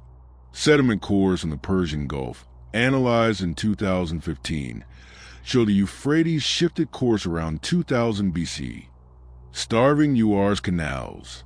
Pollen records indicate declining rainfall, weakening agriculture, the city's lifeblood. By 1900 BCE, the Third Dynasty fell to Elamite invaders, as recorded in the Lament for Ur, a Sumerian poem mourning the city's sack. Yet Ur persisted under Babylonian and Assyrian rule, its ziggurat restored by Nebuchadnezzar II in the 6th century BC. Why, then, was it fully abandoned? Salinization, caused by over-irrigation, likely turned field to salt, a process documented in Mesopotamian texts. Human remains from later periods show malnutrition, suggesting famine drove survivors to greener lands. Political and social factors deepen the enigma. The Third Dynasty's collapse, marked by weak kings and rebellions, destabilized Ur. Cuneiform records describe taxes and corvée labor for the ziggurat's upkeep, hinting at public discontent. The rise of Babylon, 200 miles north, drew trade and power away. As maritime routes via the Gulf waned, the ziggurat, a symbol of divine favor, may have lost its pull as Nana's cult faded on the new dynasties favoring Marduk or Ishtar. Yet the structure's partial preservation, no signs of deliberate destruction, suggests a gradual exodus, not a cataclysm. Why leave a sacred monument, restored with such effort, to the desert's mercy? The absence of late inscriptions leaves the final chapter unwritten. The ziggurat's construction is a marvel that fuels speculation. Built in stages, it required millions of bricks, molded from river clay and fired in kilns. Workers, likely thousands, haul materials via sledges, as the Sumerians lacked wheels for heavy loads. The staircases, with 100 steps, were engineered for stability, their angles easing erosion. Bitumen, sourced from natural seeps, waterproofed the facade, while weep holes drained rainwater, a foresight that preserved the structure. The shrine atop, now gone, was likely wood and mud brick, adorned with glazed tiles, as seen in Babylon ziggurats. The labor, organized by a centralized state, reflects Sumerian efficiency, yet how they align the structure, its base oriented at cardinal points, without advanced tools, remains unclear. Experiments suggest sighting stars, but the precision rivals modern surveys. Alternative theories explore the ziggurat's purpose and builders. Most scholars, like Harriet Crawford, see it as a religious platform, its terraces mimicking mountains where gods dwelled. Priests, climbing the stairs, offered sacrifices to ensure cosmic order.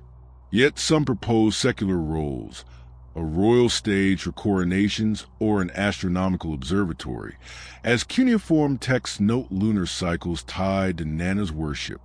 Fringe ideas suggest pre-Sumerian origins, citing the site's deep foundations, but stratigraphy confirms Ur-Nammu's era. Local Bedouin tales, recorded in the 19th century, describe a tower to the moon, built by ancients to defy gods, echoing the biblical Tower of Babel. But these are likely later myths.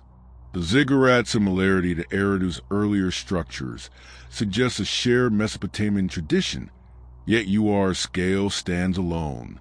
Archaeological context offers clues, but no closure. Woolley's digs uncovered a royal cemetery with 1,800 graves, some containing sacrifice attendants, hinting at a stratified society that could mobilize vast resources. Pottery, seals, and tablets, inscribed with Sumerian, detail a bureaucracy managing grain and labor, but none explain the city's end. The ziggurat's precinct, with a temple to Nana's consort Ningal, shows continuous use until 1000 BC, then silence. Chemical analysis of bricks confirms local clay, ruling out exotic sources, while wear on stairs suggests centuries of processions. Ground-penetrating radar, used in 2020, detects buried structures, but Iraq's conflicts, looting during the 2003 war, halt excavations, leaving much unexplored. The ziggurat's global significance lies in its primacy as a prototype for later ziggurats, like Babylon's Etemenanke. It shaped Mesopotamian culture, influencing Persian and Hellenistic architecture. Its survival, despite 4,000 years of wind and war, showcases Sumerian engineering, rivaling Egypt's pyramids.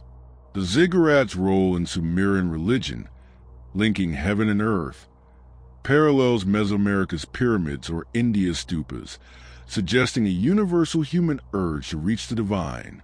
UNESCO's 2016 World Heritage status protects UR, but modern threats, salinization, urban sprawl, and ISIS vandalism, endanger the site. For Iraqis, the ziggurat is a cultural anchor, its bricks echoing a time when UR rivaled Athens or Xi'an. Modern science probes the mystery. Drones map the site's eroded contours, revealing hidden terraces, while isotopic analysis of bones confirms dietary shifts as crops failed. Satellite imagery tracks the Euphrates' ancient course, supporting the canal dry hypothesis. Excavations, slowed by instability, uncover seals and amulets, but no smoking gun explains the abandonment. Local communities, descendants of Sumer's marsh Arabs, revere Ur as a sacred place. Their stories of a city under the stars, preserving its mystique. Visitors, climbing the restored staircase, feel a connection to humanity's first cities.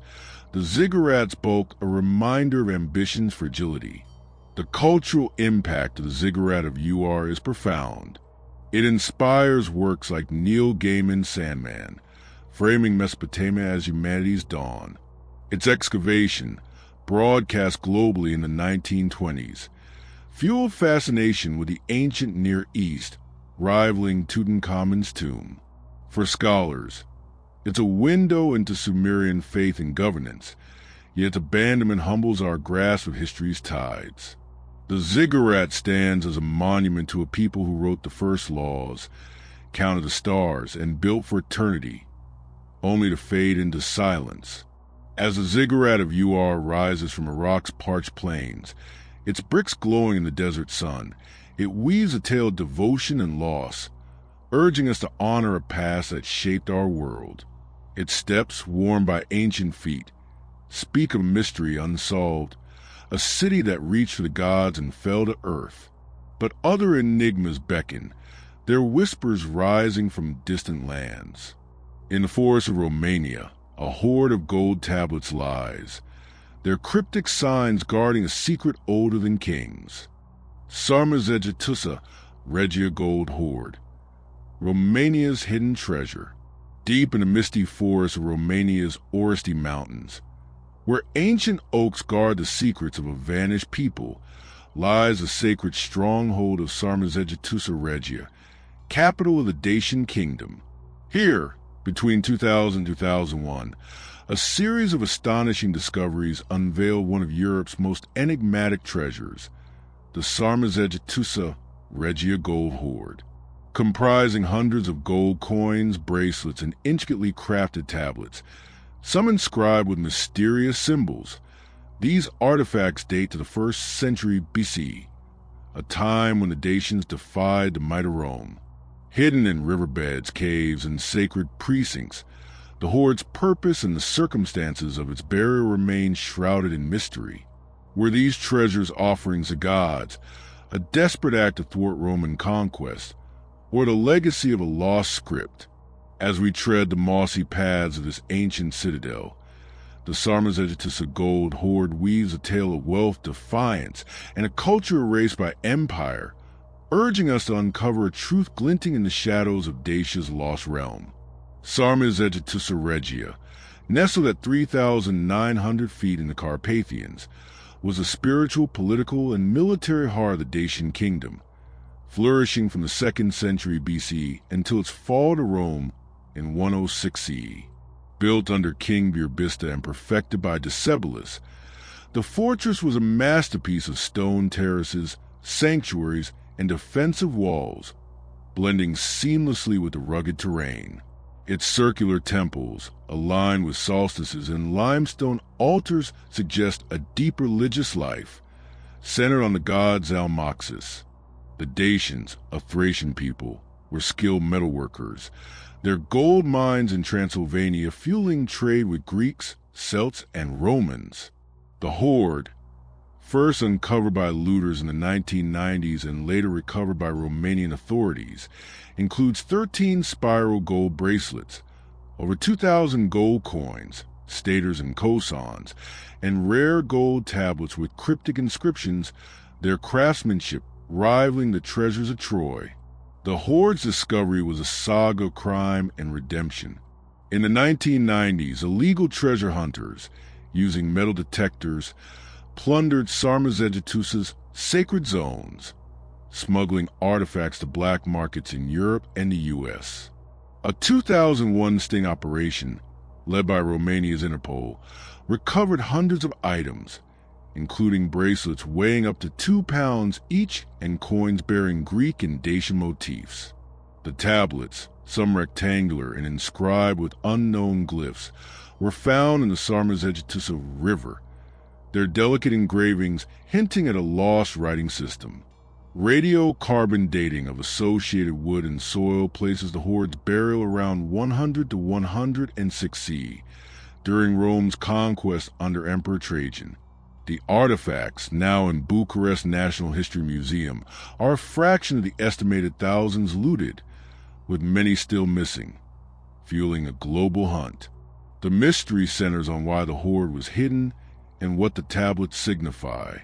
The Dacians face annihilation as Trajan's legions besieged Sarmizegetusa in 106 CE, razing its walls and enslaving its people.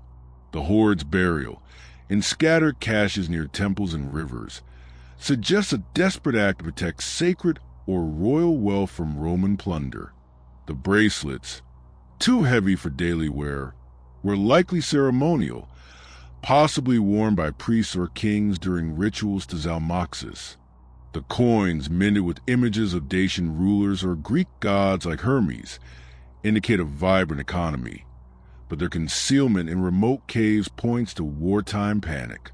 The tablets, with symbols resembling Greek, Thracian, or runic scripts, are the greatest enigma, with a record of offerings, a sacred code, or an unknown Dacian alphabet.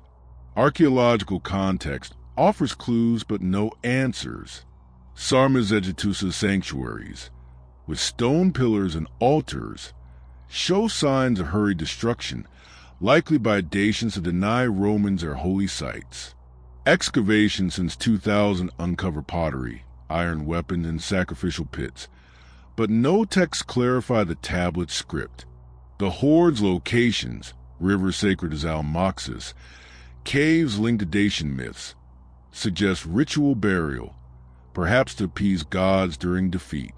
Chemical analysis of the gold, sourced from Transylvanian mines, confirms local craftsmanship, with trace silver and copper alloys matching Dacian techniques. The tablet's glyphs, studied by linguists like Johan Piso, share traits with Orphic inscriptions from Thrace, but attempts to read them as Greek or Latin yield nonsense, hinting a unique language lost with Dacia's fall. Theories about the hoard's purpose are diverse. Most scholars, like Ernest Oberlander Tarnovinu, see it as a wartime cache, hidden during Trajan's campaigns, as described in Roman historian Cassius Dio's accounts of Dacian gold flowing to Rome.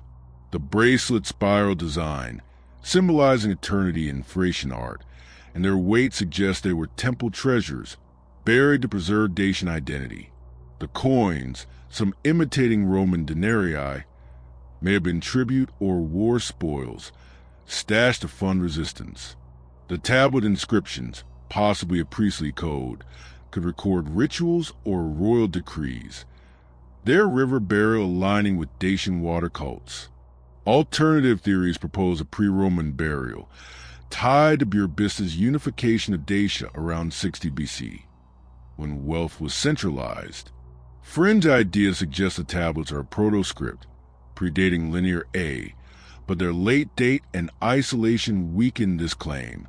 Local Dacian legends, recorded in the 19th century, add a mythic layer. Stories speak of a golden curse, where treasures hidden from Iron Men Romans were guarded by spirits. These tales, while romantic, echo the hoard's secret of burial, suggesting cultural memory of a last stand. The Dacians' resistance, immortalized on Trajan's column in Rome, shows their ferocity, yet their culture, language, religion, art was erased, leaving the hoard as a final testament. The absence of Dacian texts, unlike Sumerian cuneiform, forces reliance on Roman accounts, which are silent on the tablet script, deepening the mystery. The hoard's global significance lies in its glimpse of a lost culture. The Dacians, bridging Celtic, Greek, and Roman worlds, were a crucible of innovation, their gold work rivaling Scythian or Etruscan art. The tablets, if a script, would be Europe's only pre-Roman writing system outside Greece, challenging assumptions about barbarian literacy. Parallels with Thracian tombs, like Bulgaria's Kazanlak, show a shared aesthetic, but the hoard's scale is unique. UNESCO's 1999 World Heritage status protects Sarmizegetusa, yet looting remains rampant, with 70% of the site unexcavated due to funding and terrain challenges. Modern threats, deforestation, illegal detectors, endanger undiscovered caches, urging urgent conservation. Science pushes the boundaries. X-ray fluorescence, used in 2018, maps the bracelet's alloy, confirming Dacian smelting prowess. 3D scans of the tablets reveal microetchings, suggesting deliberate artistry, but AI-driven decipherment, comparing glyphs to known scripts, yields no matches. Ground-penetrating radar detects buried structures at Sarmizegetusa, hinting at more hoards, but Romania's economic constraints slow digs. The recovered artifacts, displayed in Bucharest, draw crowds, their golden glow evoking a civilization's pride. For Romanians, the hoard is a national symbol tied to Dacian ancestors who defied Rome, their stories sung in folk ballads of Decebalus' last stand. The cultural impact of the Sarmizegetusa hoard is profound. It inspires novels, like Radu Cinemar's Transylvanian Sunrise, and documentaries, framing Dacia as a lost Atlantis of the Carpathians. Its recovery, a triumph over black market trade, underscores the fight to reclaim heritage, with Interpol still tracking looted pieces. For scholars, the tablets are a linguistic holy grail. They're silent, a challenge to decode a people's soul. The hoard's mystery.